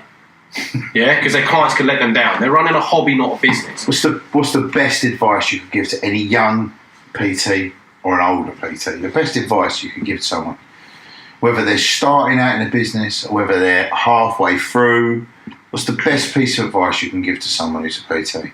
I'd say 2 things. If you don't already, give a shit about people. Yeah. I know it sounds strange, but there's so many of in it for adulation and so many other reasons. There's people who pay your bills. Care about people, treat them like absolute gold, look after them, and deliver, do what you said you would do. And deliver what you said. And also, whether it's for free or not, get yourself a coach, get yourself a mentor. But not the mentor me and Jerry had the first time around. No.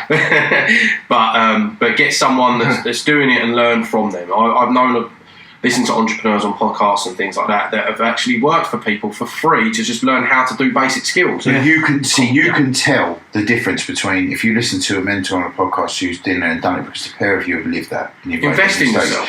Yeah. But other people can't, and that's the thing, and that's where people are getting caught out. They're investing large sums of money on people that are really not giving them any value whatsoever. No. I wouldn't take money from someone to run a 6-figure online personal training business because I'm trying to achieve that myself at the moment.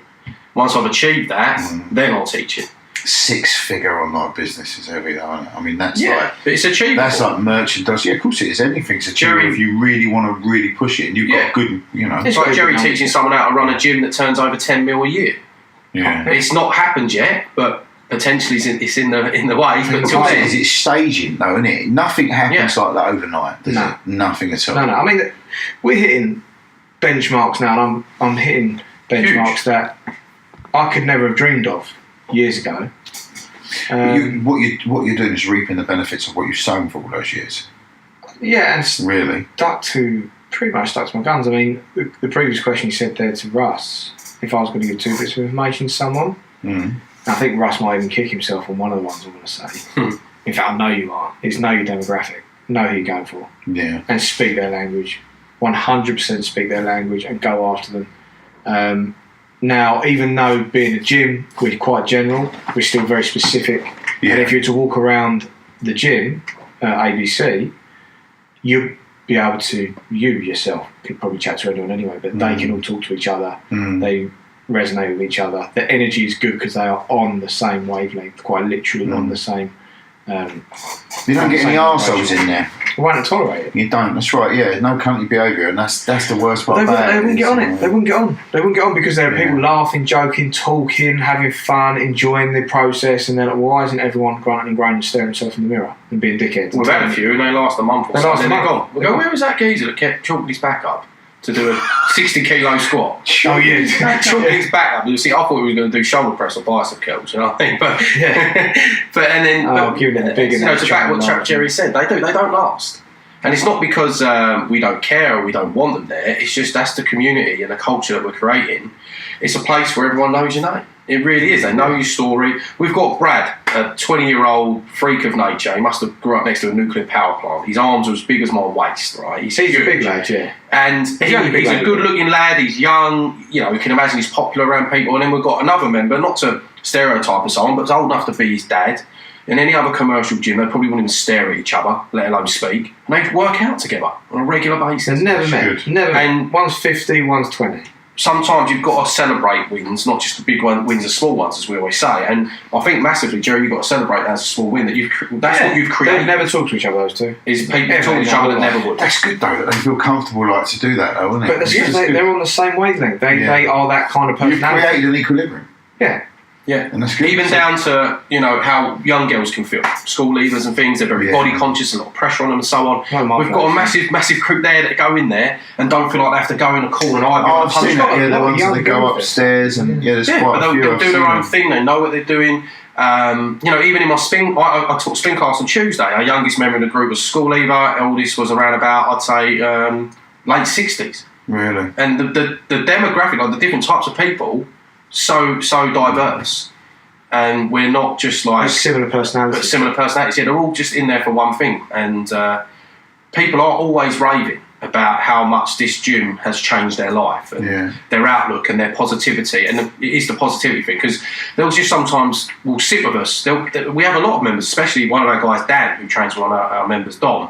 He'll spend like half hour in the gym before his class or before his PT just to talk to us. We have to get people who just want to chat, because all they know they're going to get from us is we're going to bend an ear to them, we're going to listen, and we're only going to give positive feedback back. And they just go, look, you've made my day, and then they go off and do their class, and whatever shit they've had to deal with that day, kind of just they forget about it, which I think is great. I said there's not a lot of people moaning. I mean, we get a few, and you could actually probably picture some people in your head. I would never name names, but very rarely do we get people in there moaning. Like, not about life in general. We're not agony aunts. There's people just chatting about stuff they plan to do. And where we've kind of got people to focus on what they want to achieve, not what they're scared of having. So instead of thinking I don't want to be fat anymore, think I want to look like that, and I want to be looking like that on holiday with my kids. How do I do that? Yeah. Changing that mindset, because we are so big on enforcing that. When they come into the gym, that's what they start talking about, things they're going to be doing, and things that they're enjoying doing, or a small win, like I'm down a dress size, or I'm going out the weekend, looking forward to it because I get to eat this, and this. I get to drink this, and this because I'm not having this, and this in the week. And it's because it's so positive, it builds momentum, and then that's the only thing that spreads. Yeah, we do have people that are still stuck in the old mindset, and they're normally someone that's gone away and then come back, and within minutes that it's switched. And they realise, obviously, it's different. Once they get back into it, they sort of flip back into the old sort of. And I find that all of our members aren't scared to approach our staff and ask them questions. That's good that you've got. It's the culture that we're creating, because I always use the analogy of the taxi driver PT. So the taxi driver PT is walking up and down the gym floor, and he's already got a fiver on the meter. So even before you speak to him, they're expecting something. So every time you're asking a question, it'll be a pound a word that I'm relaying back. And I'm thinking, right, I need you to now pay me for my services. But at the end of the day, if you don't tell them, they'll find it elsewhere for free, whether it's online, whether it's through friends, another trainer. So we give everyone everything that we know. So if they want to ask us what's the best diet to eat, we'll just tell them. What's the best exercise to do to grow my calves, we'll just tell them. Jerry will take people from boot camp, which he did this morning, and train with them for an hour. We'll listen to their problems. We'll try and tell them there's a different way to solve this and look for a solution. And we're not expecting anything in return. But what happens is, from doing that, and the chain reaction, is you do get something in return, which is either the feeling of that person achieving, like the adulation, whatever it may be, or eventually they will go into one of our programs or into a high program because they know they build that trust. And we build that trust with these people and the value value of it. Yeah, well, that's the big thing. Value is the big thing, isn't it? Because I was guilty of it myself before. I was kind of like entitled when I was first as a trainer. I was like, I'm going to give people advice. That's what I got paid me for. But it's it's out there for free. Started hating people. Yeah. I don't want to admit that, but I did. I think about year 5 at SAS, because a lot of big brand gyms started opening, and the people that I built they'd sat around my family table. They'd been... And they've gone off, yeah. And they've gone to save themselves a fiver. Not even a tenner. They've gone to save themselves a fiver. And then they've hated the gym, but because I then become so resentful to that, they've never come back because I haven't welcomed them. And you have to learn. You think you're thick-skinned and you're not. No way are you. Because I couldn't deal with it for years. It sent me mad. And having to deal with that and learning to deal with that and always saying to them, you bump into them saying, my door is always open. And learning that people were allowed to be flippant. Be grateful for the time that you did have them. They put food on my family's table for me. They and sometimes people have got to walk away in order to learn. And realise. But I'm now grateful that people once used me, not that they've left. Yeah. Sometimes it's a shock. Sometimes it is a shock. Yeah. Because it's people that you think, oh God. You think, hang on a minute, what did I do? I'm going to go to his wedding. That kind of thing. And it was to that level of where people were at my wedding. And then they left to join a gym for a fiver less. I learned to think we had them once and they may come back. There might be something that's not right here. It might not be me.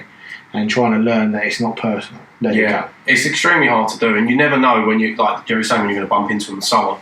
And that's what we teach to our trainers as well. It's like even down to the core of doing a consultation. Your main purpose for that consultation is to deliver value to that person. Yeah. It's to unattach your brain from the outcome, which is to get us out. Because if you do that straight away, you're going to have a conversation and you're going to help change that person's life. So even if at the end of it they say, look, it's not for me, or I can't afford it, or whatever it may be, they leave there floating and they've got information, they've had value, you've served them to the utmost of their ability. Because they will then go and talk to other people. Because all you need is to be an awkward conversation they didn't buy, and then it was awkward and all that, and then you see them out and about again, and go, who's that? Oh, it's some PT. It was all nice and, nice as pie to me for a couple of weeks on text messages, got me in a room, I didn't buy it, turned out to be a right prick. And then people talk more bad than they do good. You have a shit meal out, it goes on your Facebook, you tweet, you have a good meal, you barely tell anyone. Yeah. And this is what it is. And you never know as well. Like these, as Jerry was saying, these people put food on your table. They may leave, it's not personal. And if you do make it personal, you could be going for a loan one day and the bank manager turns up and it could be that guy. But if you know that you've left on good ways, the door's always open, every time you see him, you shake the hand. It even happened with a guy who joined our boot camp recently. He was a client of mine at 6 a.m, didn't quite work out for him. Always kept in contact. He popped in the gym every now and then. Always had time for him. Always answered questions. He'd still message me. But this guy wasn't paying me anymore.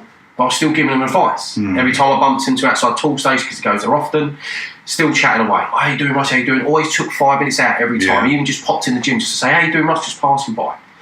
And all of a sudden, over the weekend that just gone, Russ, I really want to make a change. It's not going to work out for your program. I can't afford it, blah, blah. Now he's in the boot camp. Year membership.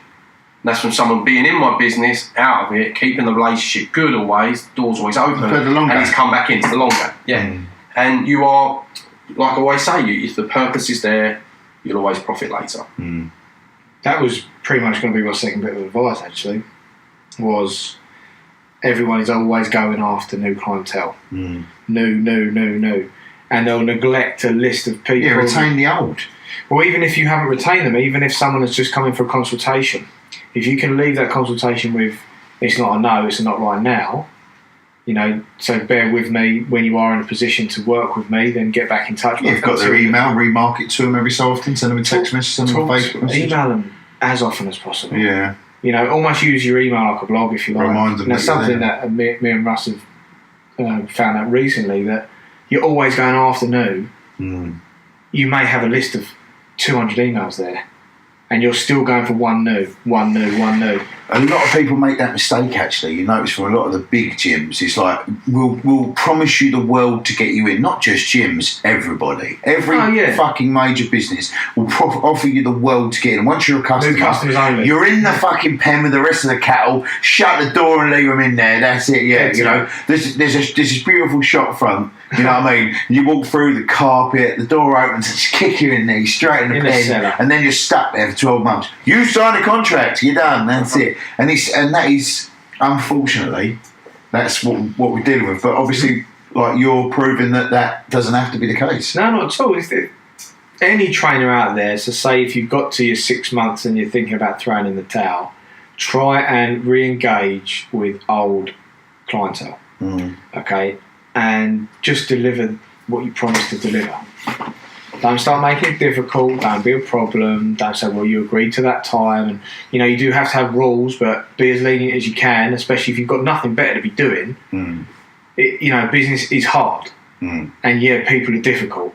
So if you can meet somewhere between the middle with those two things, you've got to get halfway. If you're difficult and your clients are difficult and business is difficult, you've got no hope. That's it. Something's got to give, innit? That's it. So offer people that have once decided that you were the solution, give them more value. If you've got 200 people on your mailing list, someone's going to buy. Okay, so just keep delivering interest. Get your personality out there. The people that don't like you will unsubscribe. Bless you. Look under the table. That makes me jump. It's going again. See how hateful you're playing that, Ross? Yeah. I think so, yeah. But just re-engage with people. But more importantly, some people don't know it's okay to keep talking to you because they feel, I never bought from him. That's a bit awkward. No. You want to be the most welcoming, open person. That's it. The most approachable person. Don't worry about it. 95% of people that come and talk to me don't buy first time. People can pop in and just have a coffee. There you go. Into your place. Because I enjoy talking to you. That's it. Don't be afraid. Because eventually they will buy. They will buy. Eventually they will buy. Yeah. Oh, well, that was our chatbot. So you've got chatbots on Facebook now. So like an email autoresponder, you can use a bot to do a messenger autoresponder. Yeah, we were talking about it. So you can collate and collect all of the people's Facebooks into a group and then use them as an autoresponder for email so that you can message them at any given time, as long as they've opted into something that you've posted. Yeah. And me and Jerry sometimes, because we've got so many things to do, like you said, fingers and pies, we just all of a sudden, I think it was even you mentioned it, said have we checked the Manny chat for a while? And we looked on it and there was like 500 people in there, weren't there? Yeah. And we was like, shit, so this is going on to how every single Facebook message saying we had, not killing things off and saying it's not going to work and everything else and going on to the next. And we just thought, we'll just send a little message, and the message was just, this is what we're doing in 2019. We're going to be putting in a sunbed, we've got a new program running, we've got this new stuff. Oh, your sunbed's going. And we've got a bit of a technical fault with it at the moment, but it will be up and running. I did get it all up and fired up, and then all the lights went. Nothing like a 10-minute. So the sunbed is coming. Somebody's going. But we pinged that message out, and we got, 30, 40 responses. Yeah. And within 24 hours, we had new membership sign-ups, boot camp sign-ups, program sign-ups, because we just didn't leave it dead in the water, and we were providing more value. That's it. And that's what you're doing, and this is where. But that was the whole point of that Facebook post being there, wasn't it? Yeah. That was the whole point of it, and you utilised it, and it paid off. Yeah. But your social media and your marketing strategy is pretty clever at the moment, to be fair, and how it's working. We're having a go. Yeah. It's all right. Are you obviously, is that still evolving? Because I was saying to Jerry, I'm surprised that you got as far as you have now. You've only really just started marketing, like the pair of you, to the point where... At this level, yeah. At the level it is, yeah. Oh, yeah. I mean, you've always done little bits, but not...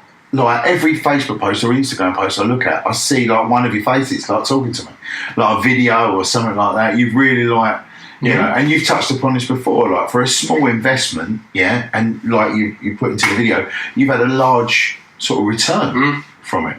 Yeah, and that's what we're trying to learn. I was saying to Jerry the other day, because we did spend a lot of time doing some marketing bits, and it's nowadays, to be a successful gym owner or personal trainer or sports therapist, whatever it is, you've got to be a copywriter, you've got to be a salesman, you've got to be admin, you've got to learn how to write email, you've got to be a marketer, you've got to learn Facebook, you've got to learn this.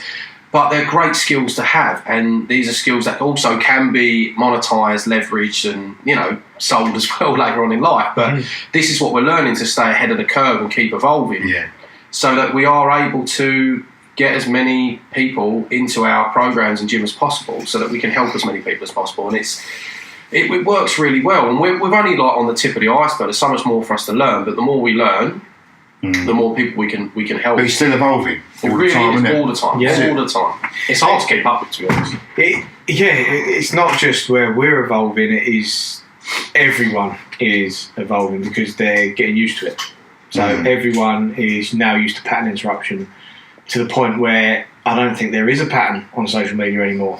Everything is out there to distract you. So it is that is why such a there's problem. ads and constant ads on constant everything. stuff. YouTube and everything's got ads in it. Facebook. You start to watch a video. You can pay or YouTube Instagram monthly and not have ads. I do that myself. But do you remember when we went and saw Gary Vaynerchuk at Success Results? Yeah. Right? And this is Jerry was saying about the market and everything else about like this is the time to buy, or this time to sell, or this could happen, and looking at trends. Well, Gary Vaynerchuk said one thing as well, right? So if you've got a small business now and you're not using Facebook ads, you're not going to get to where you want to be. And you've probably got another 2 years max to use Facebook ads for the price that you get them now. Because all the big players, the blue chip companies, still aren't using Facebook as effectively, which is absurd, which is just stupidity. But even Gary Vaynerchuk said, this is, if you don't know who he is, Gary V's entrepreneur, helps businesses, serial entrepreneur. If you don't know who Gary V is, Jesus. But he's going into blue chip companies and they're saying, we need your advice, Gary, we need your advice. And the last thing he always says and the first thing he always says is Facebook ads. But they're not, they're still doing the old thing like banners, taxis, black cabs, adverts, and this, that, which is working very well.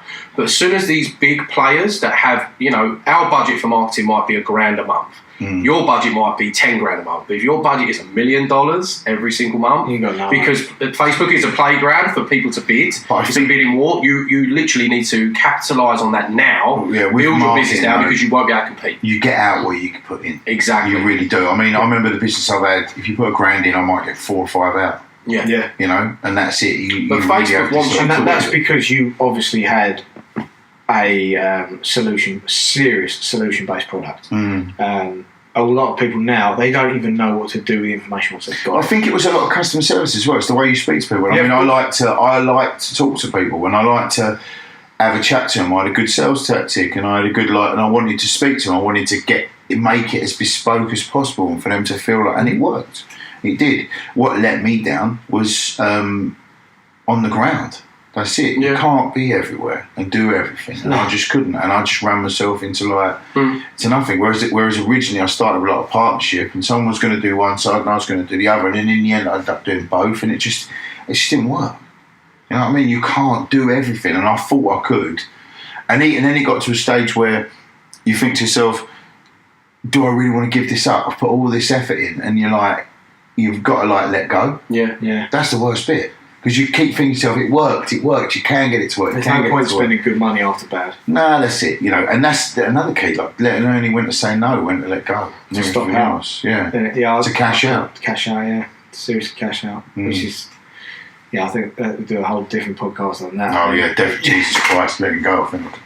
Yeah. Especially with I think you're doing a bit of day trading now, aren't you? Yeah, I still do the day trading. I'm not too bad at that. I've had ups and downs of it, but it's pretty good. I taught myself. It come from when we went to that Success Results. I you did the course, didn't it? Yeah. And I thought to myself, I can teach myself because I just teach myself everything. Like I taught myself AdWords and PPC and everything else like that. And building that business is what done it. And then I taught myself day trading. I've got a portfolio now, saving. I've got an ISA with shares in and stuff, and I've started I'll to probably really talk to you about that after this. Yeah, I've really dived into it. I'm doing pretty well with it. Yeah, Russell but I've built a portfolio of 12 core investments that pay a dividend every month.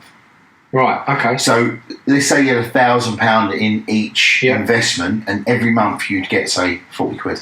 20, 30, 40 quid every single month. So I'm weighing into it, and the idea was to build up that portfolio so that it constantly. So that's my retirement thing. So if I can get £500,000 quid, it's a self-invested pension plan, isn't it? If you like, that's it. But it's an ISA. So every year you put 20 grand into it. So every year tax free. So then it builds each year. So the idea is that if you can get £500,000 in there, like that was my retirement plan anyway. So I have that, and that £500,000, the investment is getting dividends, and the dividends are being paid back into there. So it's going up. It's compound interest. So and that's the idea of what it was. And I've built 12. Found it. I've not got nowhere near that amount of money in there, obviously. Do you know what I mean? But it was like paying 100 quid in here, 200 quid in there, 50 quid in there. I think that's the next phase I want to do. And going into whatever else it is that's there. But it's about, like a good one, a freebie for everybody out there. PPI end date ends in September. Yeah. Right? Now, banks have had to put away billions. Yeah, and they've had to bail out. Now, certain banks didn't have a bailout, but their share price is quite low. Someone like Lloyds, Barclays, HSBC, you buy now. Once September comes, right, and that PPI thing goes down, that share value is going to rocket. The money's going back in. It's going to rocket because they don't have to put away the billions anymore. No. And they pay a good dividend at the moment. Do you know what I mean? And at the moment, with Brexit and how everything's going forwards, the banks are down, but the UK 100 and the euro's quite up because obviously there's a lot of people they're really branching out for investment. I can't do the FTSE. I tried to mess about with the FTSE before. Dow Jones and the S&P. I had a pop at all of them. Do you know what I mean? And then I started going into smaller companies and then I go into FANG like Facebook, Instagram, and all them and Coca-Cola and Procter & Gamble's and things like that. And I've built a good guy. That was a learning curve, up and down, up and down, up and down, to get to where you are. I've learned the most out of failing and losing. I'm now back to where I should be, but I learned the most from going against the grain and thinking I could do something better for some bizarre reason, thinking, I've been given this information, but I'm going to ignore that and I'm going to do what gut feeling. That's the thing, don't ignore it. The information, get Bloomberg. Get up in the morning, watch Bloomberg, follow the political analysis of how it is, watch how it goes, and then bet with the market. Yeah.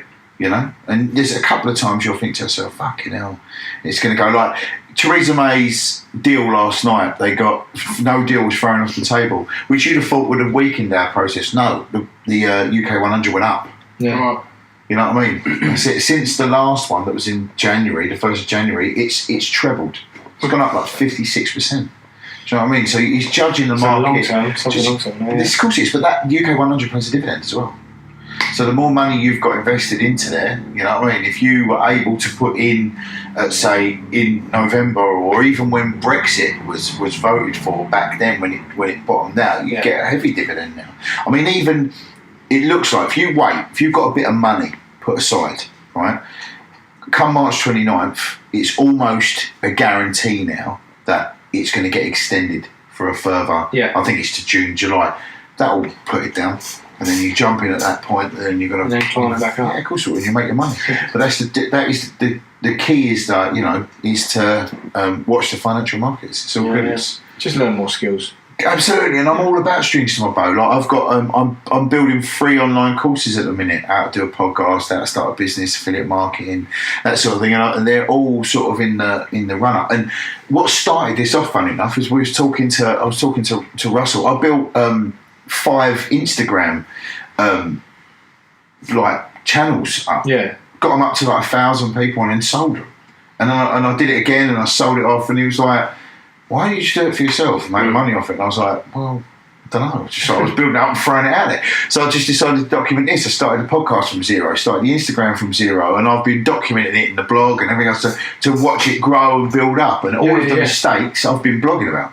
So to show other people like where you're going and everything else. So, and I haven't done any sort of advertising for the podcast or anything else. I want it to be organic and let it grow. Yeah. Let it get to where it is. And hear because people want to hear realism. People want to hear what works. People wish I had done that 12 years ago. Well, yeah, me too. I wasn't thinking like that then. No, that's it. It's a different story now. Do you know what I mean? But people want to hear. People want to listen. I get in the car and don't listen to the radio anymore. No. I want to hear a conversation. I want to be part of a conversation. I want to learn. And there are 1,000 fitness instructors out there that are going to listen to this and they're going to go, "Fuck, I didn't think of that." Or they want to get in touch with you. You know what I mean? They want to email you. My favourite one is, it's easy for you. Yeah, of course it is. It's always easy. Everyone sees the peak, don't they? But they can't see what's under the water, and that's the struggle and what you've given up. And when you woke up in the morning and gone, "What the fuck am I doing?" And then the day you woke up and gone, "Oh, this is great." You know what I mean? I'm going to go have a couple of good jars of champagne. And then other ones will be like, "Oh shit, I can't. I'm eating Tesco's beans this week, so I've got fucking money left. I've had to invest it all in." People don't see that side of things. Yeah. But it is a roller coaster. But that's one of the things about Instagram that winds me up is that they're touting the dream, but they're not touting the ride. Yeah. I mean, that's it. Good shout. You know, and it's about the journey. It's how you got there, and that is what will keep you there. Like if I turn around to you and went, "Here is $1 million. Go do what you want with it." You're gonna go, "Fuck you."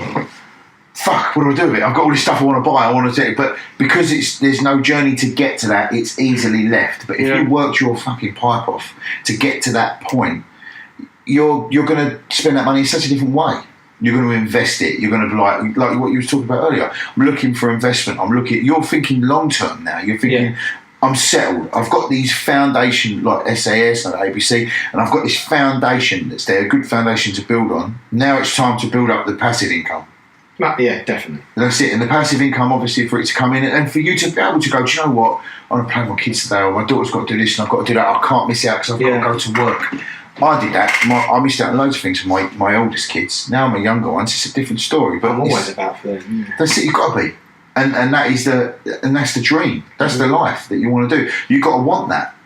You know what I mean? No one's going to give it to you. It's this lazy mentality that like the world owes you a fucking living. No, there's plenty of people on antidepressants because they can't afford a Porsche. There's plenty of them. You got one to look up, so maybe you can sell it. That's it. Come buy Jerry's Post. That's it. It's pretty good. That's it. No.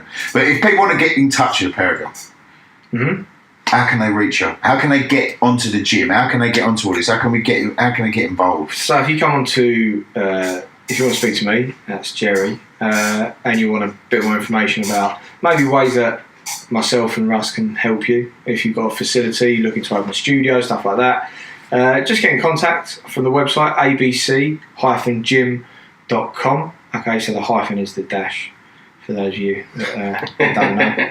Not that there's anyone around here that would ever go for that. Yeah. So it's ABC dash or hyphen, depends on what you want. abc-gym.com. Just go on there. There's a contact us bit, so you don't really have to be putting in email addresses and stuff, and that'll ping straight into my inbox, and then we can help you out. So I'll reply to most stuff. I'm not going to solve all your worldly problems, but I'm more than happy to help and give a bit of advice where we can, and then if it's going to be something that's a bit more in depth, we'll see what we can do for you. There you go. Yeah. And you got Russell, your email? Yeah, you can get me at russell.bmfc@outlook.com. And also, via Jerry as well. So through the abc-gym.com. And yeah, I only laugh when he said the hyphen thing because throughout college, I used to temp at Power Gen before it was Eon. Do you remember Power Gen? There was a big down Roar of Flame, yeah. So I used to do temping there. I did it for a year. And so many people, when I used to take their information, had hyphen in their email or hyphen in whatever they were saying, and I didn't have a fucking clue what hyphen was. So for a whole year, everyone's records were messed up. I'll be like, yeah, hyphen, and just push a random key and just carry on typing. So, but if you want to contact us there. Also, just follow us on Instagram and Facebook. Yeah. So you've got ABC. .gym, which is the Facebook page. You've got Advanced Body Conditioning, so all one word, on Instagram. Mine for my busy men's is Russell_BMFC. And so if you want any help, advice, motivation, inspiration, whether it comes down to you just taking that first step, so from going 0 to 1, let alone 0 to 100, as we always say, getting yourself a gym membership, finding new people, a positive vibe, an atmosphere, good camaraderie and all that, just follow us on there for that. Anything business-wise, we're always happy to give out information and, have a chat, really. And just keep your eyes peeled for what's coming up in the next 6 months. I tried to get it out of them, right? I tried. And it's going to happen. We're going to eke it out of them slowly. That's it. And we'll definitely have you back. We'll definitely get the pair of you back here on a regular thing. Do you know what I mean? So everything else. But I'll put the details on the webpage or on the information section. Also on YouTube, there'll be links underneath on iTunes and Spotify and Google, all of the sites that we're on as well. I'll make sure that everything's there. But thanks for coming, boys. That's been a pleasure, mate. Thank you very much. Cheers for coming on, and Russ, we'll see you next time and everything else. And cheers for joining us. And if you want to, as usual, it's madpositivity.tv and it's john@madpositivity.com or .co.uk. See you later.